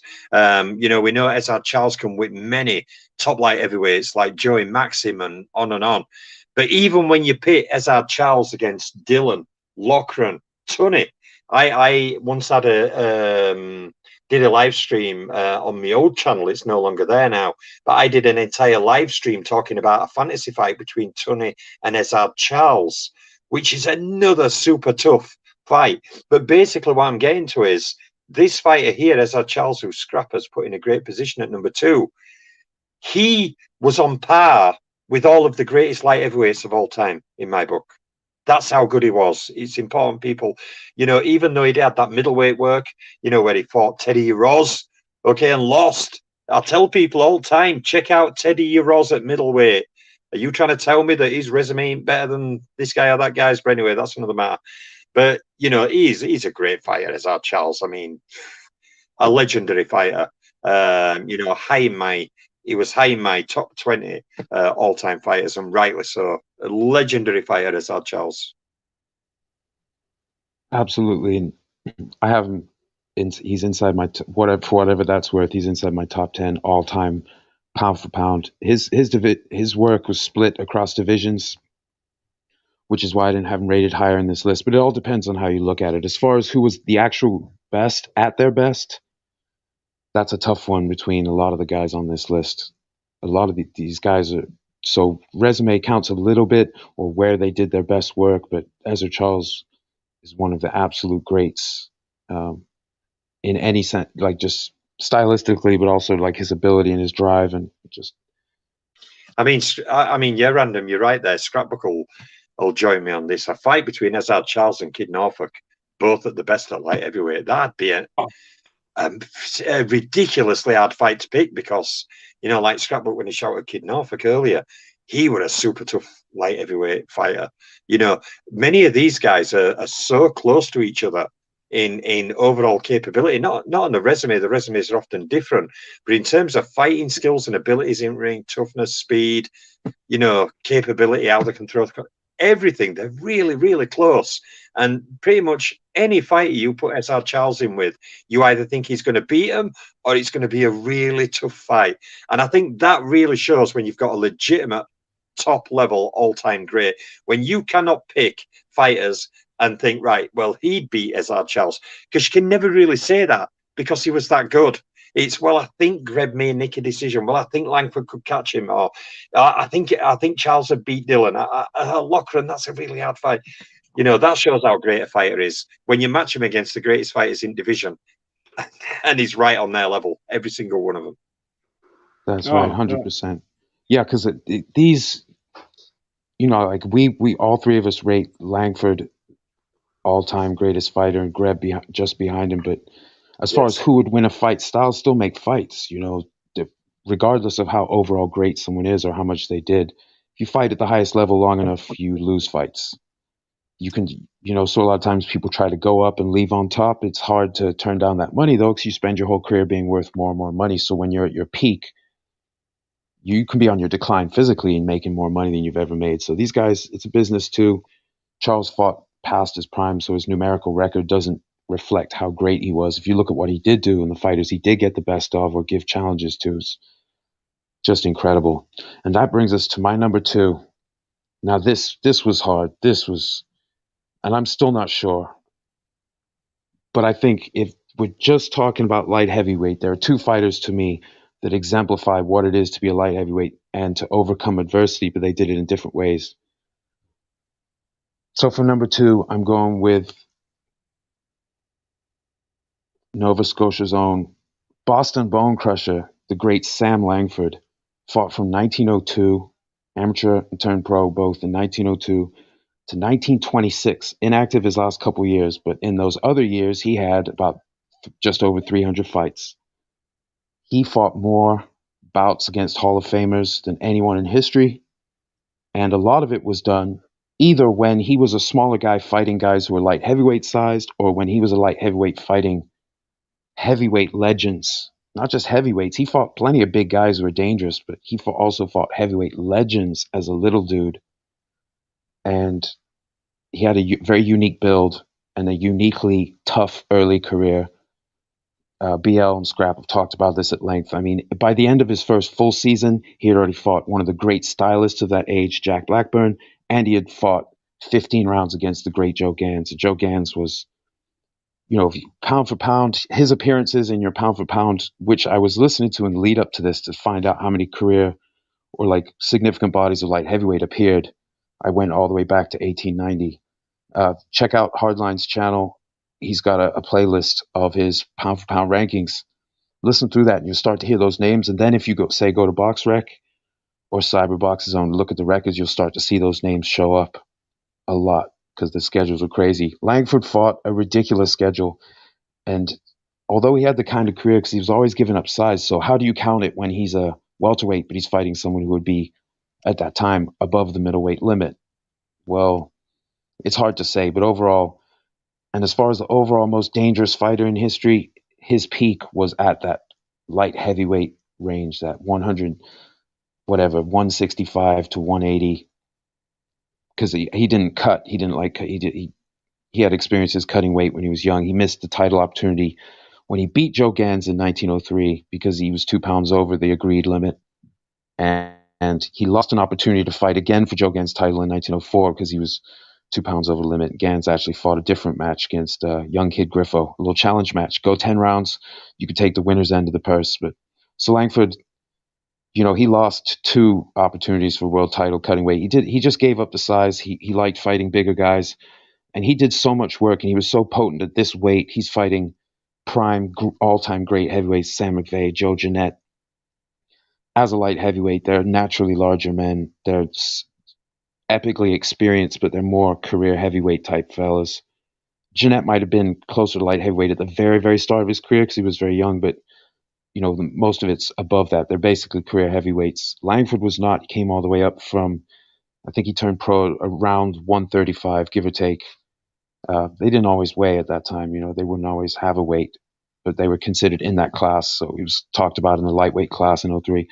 All the way up by 1905, he has his first fight with the great Joe Jeanette. Joe Jeanette had a ridiculous run to his career. So even though he didn't have a strong win-loss record at that time, Joe Jeanette had already fought great fighters and powerful contenders and held his own. And so Langford just went crazy. So I gave him number 2. I couldn't give him number 1, even though I think he might be overall the best. Like if you match everyone against everyone, I'd probably pick him to beat more of everyone else than anyone else could.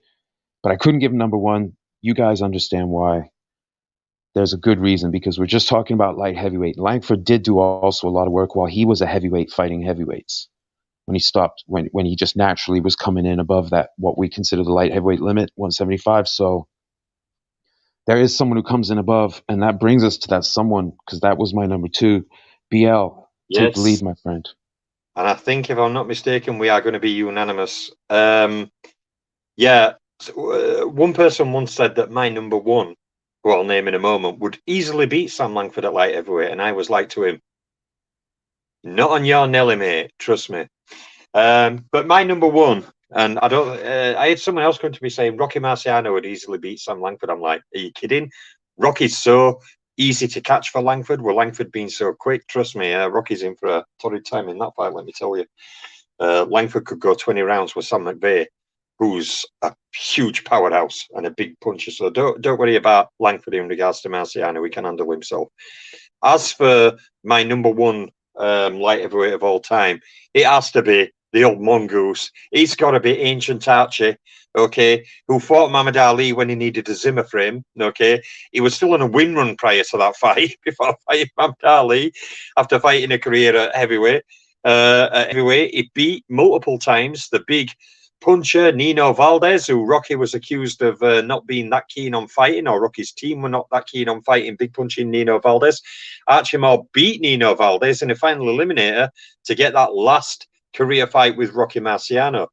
Down at light heavyweight, Archie Moore had to wait a huge amount of time, depending on which stories you believe, on his birthday. There's about 7 different versions out there. Not really focusing on that in this, because I don't want to give myself a headache this late at night. But, you know, talking about light heavyweight work, you know, and, you know, where he came from, middleweight, you know, he scored stoppage wins over Jimmy Bivins, Coco Kidd, and Lloyd Marshall. He also beat Marshall on a point win. He also beat Jack Chase. This guy, if you count Bivins in Black Murderers Row, like some do, some don't, they stick to original. But if you count Bivins in Black Murderers Row, he had over 20 fights against Black Murderers Row fighters and won 14 of them and only lost 6, I think, with 3 or 4 draws. Okay, so he fought many at the avoided Fighter Club, and he fought them all. Wade, you know, Littell, Holman Williams, Chase, Coco Kidd, you know, Charlie Burley. You know, Archie Moore fought all of them, okay? Pretty much all of them, some of them multiple times, and he has a severe winning record against the Black Murderers Row.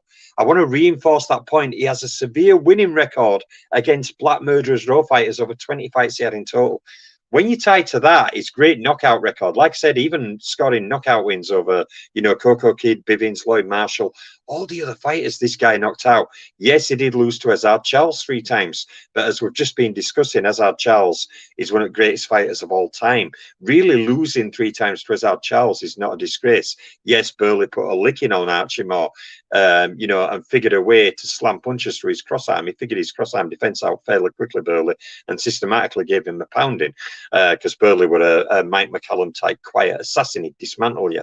You know, but when you look at him, you know, beating Burt Littell, you know, Burt Littell, you know, is a super tough southpaw, a very tough fighter. On his day, you know, I've got a video on my channel, Burt Littell, when I'm talking about a number of fights he had, okay, and I'm going through the fights and what happened before and after and the action itself. Burt Littell, Black Murderers Row fighter, was a major league fighter, people. On his best day, he were capable of beating pretty much anybody. Okay, it could sometimes be a bit hot and cold, but trust me, Burt Littell was no joke. Even fighters like Leonard Moreau, who Scrapbook mentioned earlier, Leonard Moreau were a really tough contender, as was Oakland Billy Smith. Okay, Archie Moore fought a who's who, you know, even beating Harold Johnson, okay, a fighter who, even though Archie Moore lost to Charles 3 times, Archie Moore could beat Harold Johnson easier than Azar Charles could. It's one of them strange triangles where one fighter can beat one fighter, but that fighter he beats can be a fighter that can beat him easier, if you get me the point. You know, the great battle with Yvonne Durrell, you know, where, you know, Moore would drop so many times and came back to score that knockout. You know, incredible battle, one of boxing's great light heavyweight fights, and a great comeback. You know, he beat Yvonne Durrell much easier in the rematch. And, you know, holding that light heavyweight title for virtually a decade, considering that he'd won it so late in age. He held that light heavyweight title for nearly a decade. Okay, just think about that, people. Winning that title so old, in his late 30s, and holding it a decade. You know, even fighting multiple great heavyweights, okay? He didn't beat Marciano. He didn't beat Patterson for title. You know, he didn't beat young Muhammad Ali, but he still fought 3 great heavyweights of all time. You add that to his light heavyweight work, he has one of the greatest knockout records in boxing history. You know, knocked out many Hall of Fame caliber fighters and some of the most avoided fighters in boxing history he fought and beat. Archie Moore, to me, is a clear cut. Well, not too clear cut, but when I did my list, the first name, I wrote 1 to 10 on paper, name 1 straight in, Archie Moore. I think he's greatest light heavyweight of all time, bar none. Yeah, I know we both agree. Scrapbook. How you can tell a great fighter. And I mentioned the era in which the man came. What did he do in the time that he came? the men that were around him, what did they do? How did they succeed under the circumstances? Archie Moore was amongst some of the best. Archie Moore, and BL alluded to it, he had the most fights, Black Murder's Row, 23 total bouts, 14 wins, 6 losses, 3 draws, and the most knockouts, 19 KOs. When you look at the Black Murder's Row, they didn't have many knockouts amongst one another. Ezzard Charles was 10 total bouts, 8 wins, 2 losses, no draws, and 3 knockouts. And he was the knockout machine in those lower weight divisions. Because of the skill set, because of the defense, because of them knowing how to parry and hook off the jab, and just know how to rotate their head from side to side and shoot feints and set traps. Archie Moore was a master. Now, during the time of Archie Moore, you had other fighters that were not named in the Black Murder's Row, such as Alan Faulkner, Ozzie Bulldog Harris, Charlie Green, Oakland Billy Smith, Joe Blackwood, many of them. But Archie Moore set the standard of how things would run. Now, we talked about Ezzard Charles. Ezzard Charles had defeated Archie Moore May 25th and June 29th, 1942. Ezzard Charles had defeated Charlie Burley, 2 separate occasions. But the fact that we're naming Archie Moore number over Ezzard Charles goes to show you how great of a fighter he actually was. He was known as the Old Mongoose, Ancient Archie. He started at the age of 18.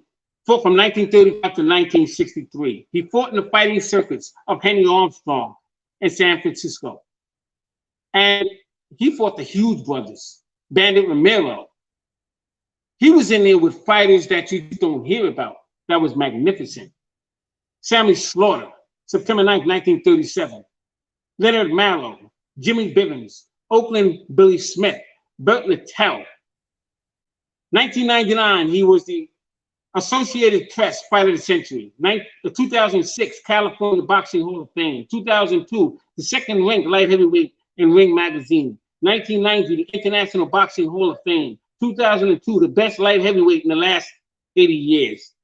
He trained by digging ditches 6 feet deep. That was part of his training. Chopping down trees with his bare hands, no gloves. He was in there with Tiger Ted Laurie, Burt Littell, 2 separate occasions. Tommy Hurricane Jackson, Booker Beckworth, Joey Maxim, who he would take the title from in 1952. 1952 was some year. It's the year that Ray Robinson would lose to Joey Maxim and Yankee Stadium. And Archie Moore would defeat Joey Maxim. Unfortunately, he would receive $800, and Joey Maxim would receive $100,000 that he demanded. His manager was Jack Kearns, who was the manager of Mickey Walker and Jack Dempsey, many others. But Archie Moore had the cross-arm defense. My dad had the pleasure of seeing him in Stillman's gym, how he would work the heavy bag with that cross-arm defense. He would train George Foreman that way. But his skill set, his ability, his heart, 1958, Yvonne Durrell would tell you all you need to know about the heart of an Archie Moore. I had the pleasure of meeting him several times. And the things that I learned in conversation from him will live with me forever. He tried to train Muhammad Ali, basically discipline him. Now Ali was a millennial, if you will. He didn't want to hear any of that, sweeping the floors and washing dishes and so on and so forth. Archie Moore lived through the old school and a new generation. And it was hard for him to deal with that. But the great fighters that this man was involved with, oh my God, unbelievable. If you listen to the list of names, but what was sad about him in 1960, he was stripped of the NBA light heavyweight championship title. In 1962, the New York sacked because he didn't defend his title. And it reminded me a little bit of John Henry Lewis in that regard. But this man was something else. And I just had to pay tribute to him. He was in the ring with Rocky Marciano. He'd be stopped in 9 rounds, but he put up a good, gallant effort. 1955. In that same year, he would face Carl Bobo Olsen, who was a middleweight champion in 1953 when he defeated Randy Turpin, when Ray Robinson would relinquish his title in 52 after the Maxim fight. And Archie Moore would fight Harold Johnson 5 times. He would lose once, and he would defeat Harold Johnson 4 times. He would knock him out in brilliant fashion. But he was one of the greatest fighters of all time. I have him ranked number 1 as the greatest light heavyweight champion. And I think I'm good company. Shout out to Archie Moore. What a great, outstanding fighter this man really was. Yeah, great stuff, Scrap. Before Random jumps in with his number 1, which I'm sure is going to be uniform. Archie Moore. I just want to point out to some viewers who may not realise, Archie Moore were fighting in the 1930s. And do you know, people out there, he was still, like Scrapbook mentioned, the NSAC light heavyweight champion. Okay, in 1961, he was still champion. He was fighting in the 30s. And he ruled as light heavyweight champion virtually a decade, and he was still champion. He was champion in 1961. He was fighting in the 30s. This guy was top 10 rated nearly a quarter of a decade. That's how long this guy fought. Incredible. Absolutely. And at a time when it was hard to stay top 10 rated, the slower careers have been, nowadays, if you get ranked and you win, but you don't lose, it's not so much how much you do, it's just don't lose. You can stay rated on much less fights, but people get drowned out in the past. And Archie Moore fought a terrific schedule. Do you know another little thing about Archie Moore is that he doesn't get credit for? Is he wasn't like a natural.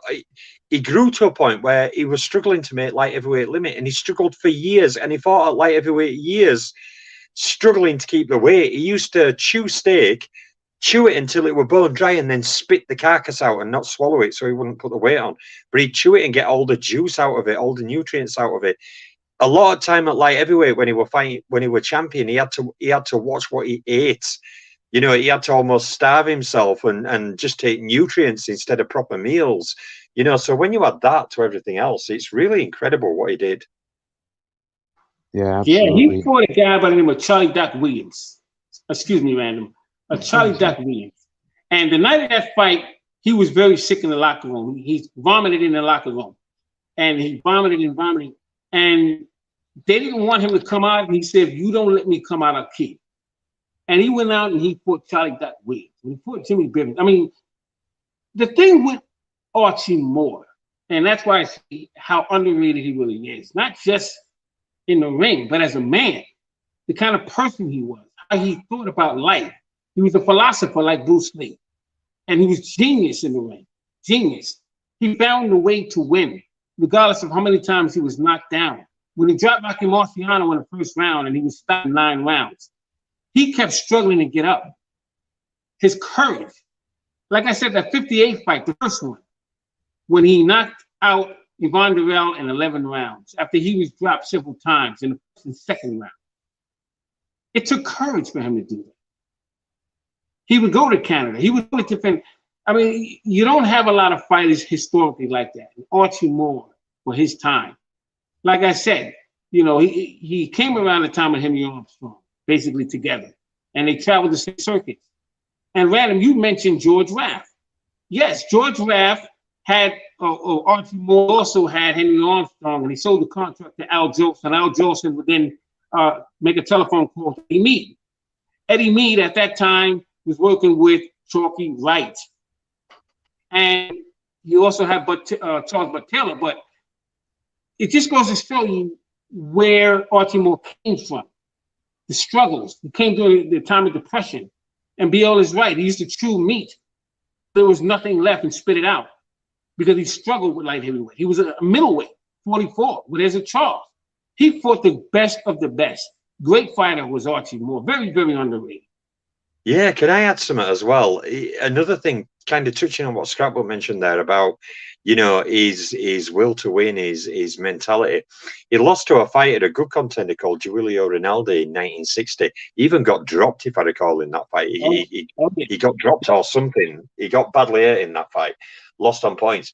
But the year later when it mattered, when that light heavyweight title was on the line, Archie Moore won, I think, about a dozen rounds out of those 15 rounds, from what I recall. So he loses to Julio Rinaldi, you know, gets hurt in that fight, but then when that title's online and it really matters, he pulls in the goods. He won a much easier fight, and I think that also goes to show, you know, his fighting mentality. He also had that clever cross-arm defense, you know. Charlie Burley figured it out and gave him a pasting, even by Archie Moore's admission. It wasn't so much he whipped me so bad, it's that Burley were out drinking the night before that really hurt, because he put such a bad whipping on me. You know, Burley was just a super talent. But, you know, aside from that, you never had an easy night with Archie Moore, and you had to nail him. It's kind of right what Scrapbook said. You know, the Marciano fight, to people who haven't seen that, he drops Marciano, okay, and Marciano gets up. But over those last 2 or 3 rounds of that fight, Rocky is throwing punches like the kitchen sink at him. And Archie Moore's getting hurt, he's going down. And eventually, after just a sustained onslaught for 2 or 3 rounds, where in last round, Rocky's just literally left, right, left, right, left, right, left, right. It takes all that effort for Rocky to finally nail him down to the floor. Yeah, great fighter, Archie Moore. One last thing, if you don't mind, and random, you go, brother. I'm sorry, I just gotta. I get excited about Archie Moore. Archie Moore was in the ring with Lloyd Marshall, May 21st, 1945, and June 26, 1945. He was in the ring with Holman Williams. Now, the names that I'm mentioning to you, Eddie Booker was in the ring with Charlie Burley, April 21st, 1944. He was dropped 4 times at the Legion Stadium in Hollywood. 4 times, and he kept getting up. Coco Kid, September 17th, 1945, he would defeat at the Baltimore Coliseum. When he fought Holman Williams, October 22nd, 1945, at the Baltimore Coliseum. Like I said, Alabama Kid and Charlie Duck Williams, Bart Baker, Nino Valdez, Carl Bobo Olson, Frank Buford, Clarence Henry, Bob Dunlap, Leonard Dupont, Jimmy Slade. He fought past his era from 35 all the way to the 60s. Ali. So when you look at a fighter like that, when you look at a man like that, when you look at all the definitions of what an actual fighter is, what his character is, his personality, what a fighter shows you is his personality, who he really is on the inside. And you have to be willing at any given time, in any given era, around the men that you're with, to expose that personality. The key to who you are is to introduce the audience, introduce yourself to them. And you cannot be afraid to do that. And the only way you're going to introduce truly who you are is to be in there with the greats. And you can't be afraid to challenge yourself.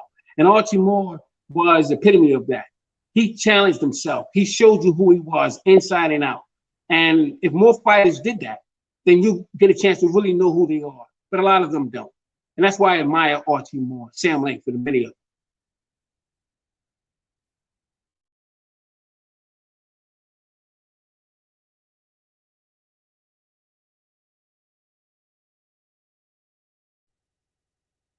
Yeah, Random, you're all quiet there, buddy.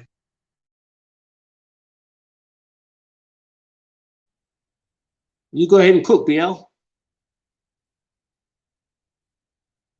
Yeah, I'm all done on Archie Moore, buddy. I think we've done a great breakdown.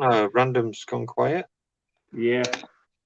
We need to let him name his number 1 to make it official. Although, I think Archie Moore's he's pretty certified in his greatest light heavyweight to me. Oh, unbelievable fighter. Yeah.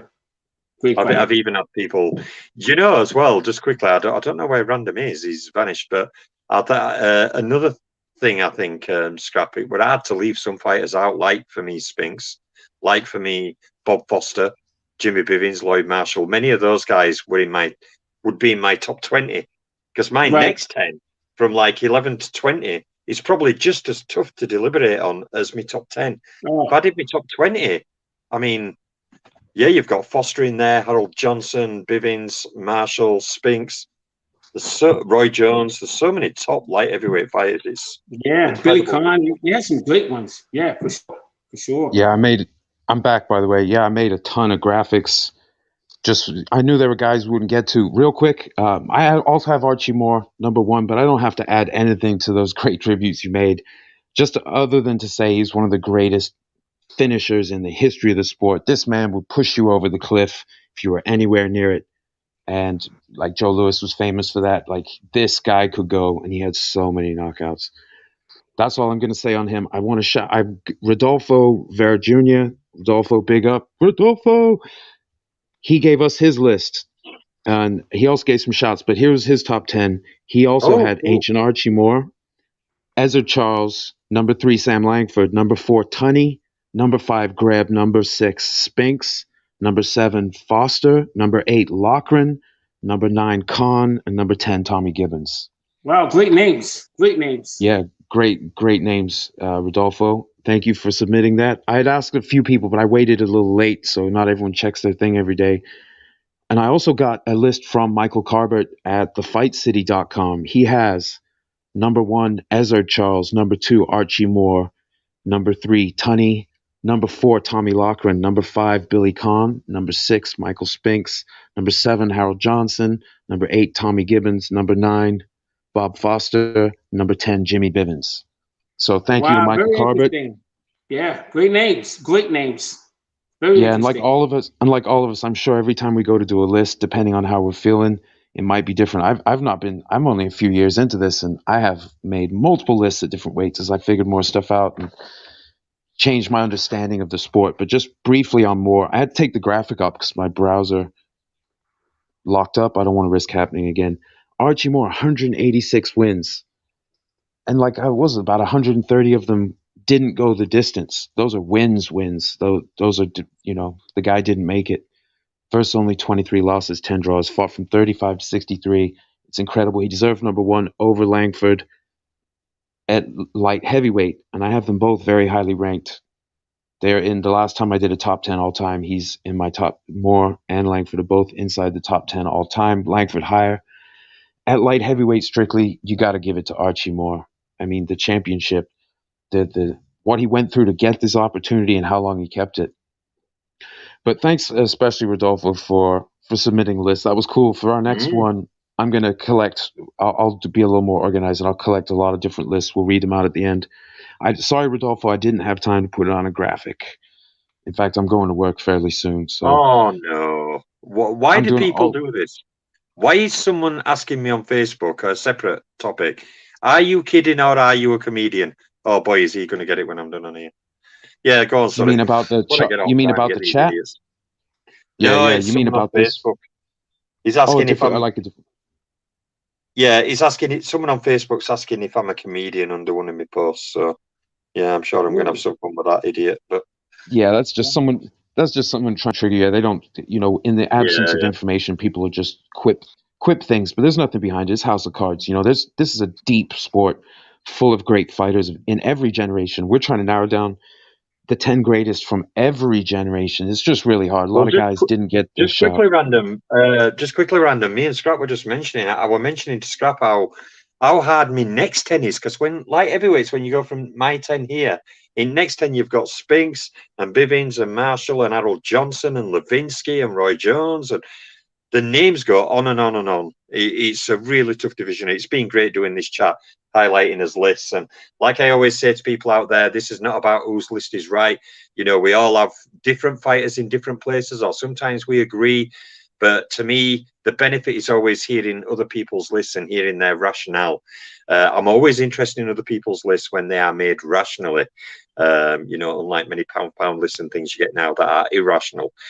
So yeah, that's why I really, really enjoy these, for hearing these different viewpoints and different ways of looking at things.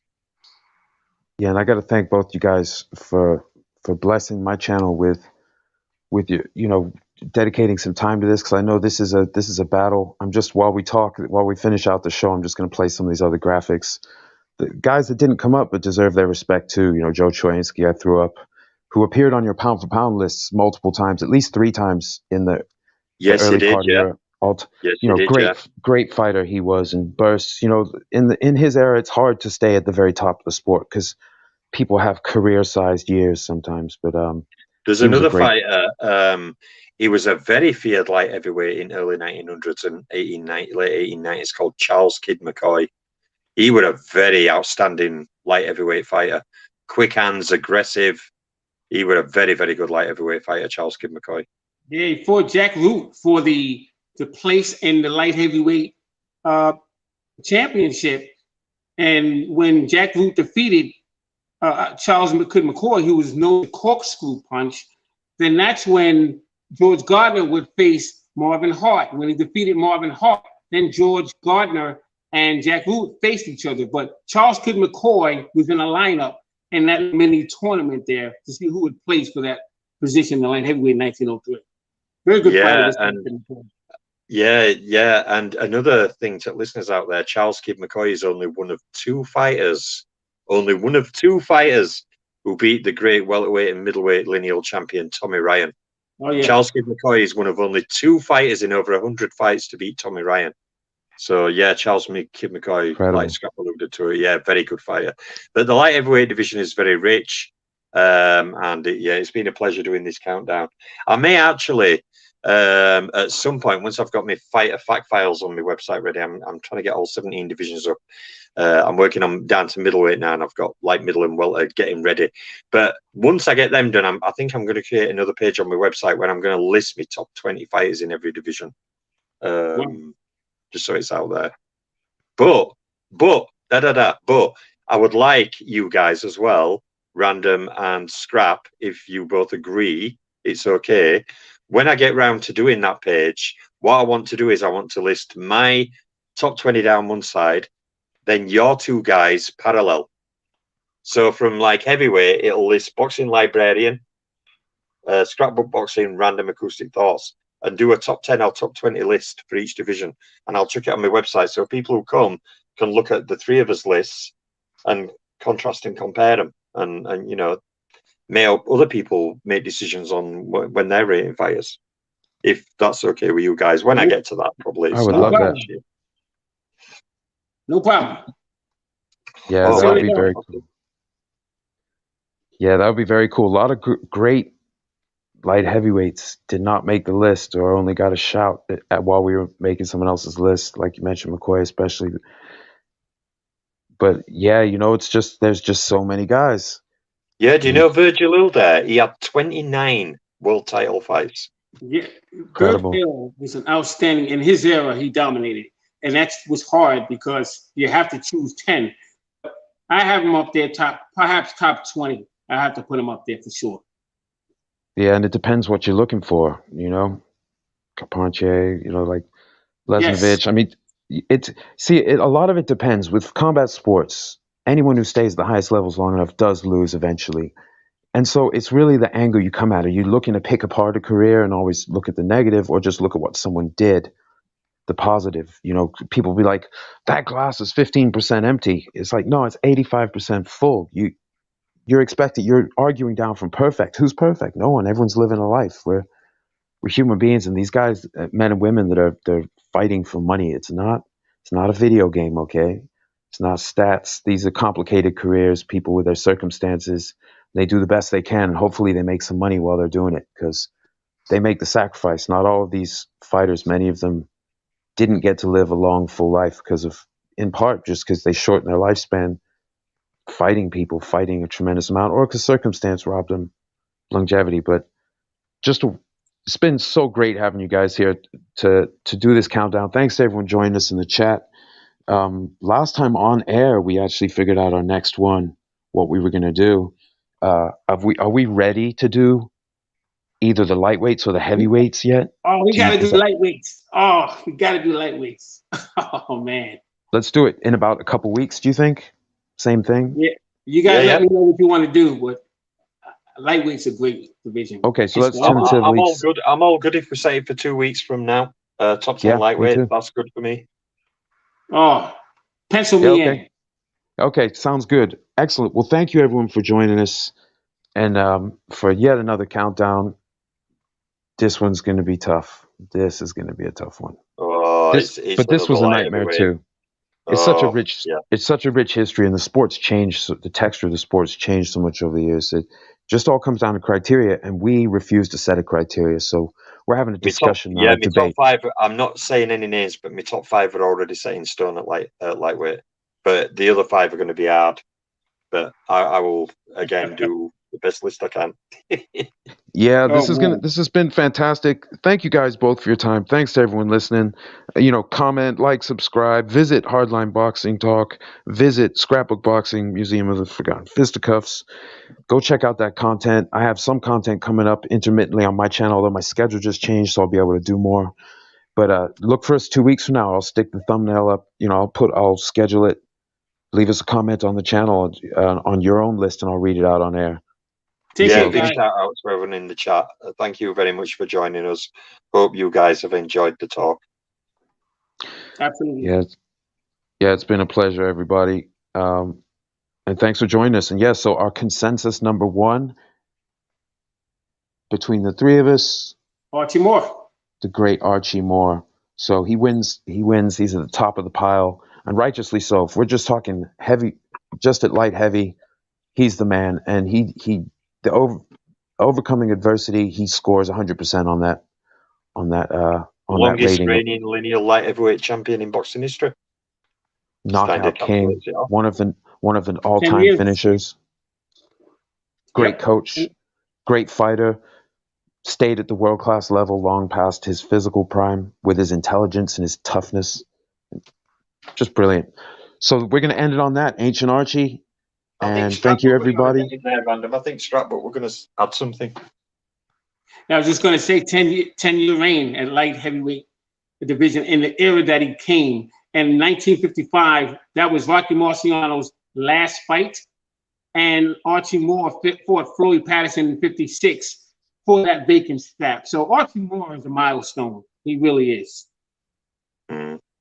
Absolutely. And also, I'm just take liberty and also shout out to the great Sam Langford, because for me, that was really tough, because I think Langford was more dangerous to more people while he was at light heavyweight, but Moore did so much. I couldn't put anyone above him. But I struggled. As far as a fantasy fight, I think that would be one of the greatest fights of all time. They should have to do it Langford style and have like at least nine fights in their series, maybe even like a Janetta or McVeigh, like do 14 or 15. Why not? That would be one of the greatest series in the history of fighting if they had. If you get a time machine, that's one of the ones I'm going for. Oh, shout out to Sam Langford. Absolutely. And shout out to the chat, and thank you. We are going to call it. Gentlemen, this has been phenomenal, and I'll see you in 2 weeks. Got it. All right, take care, everybody.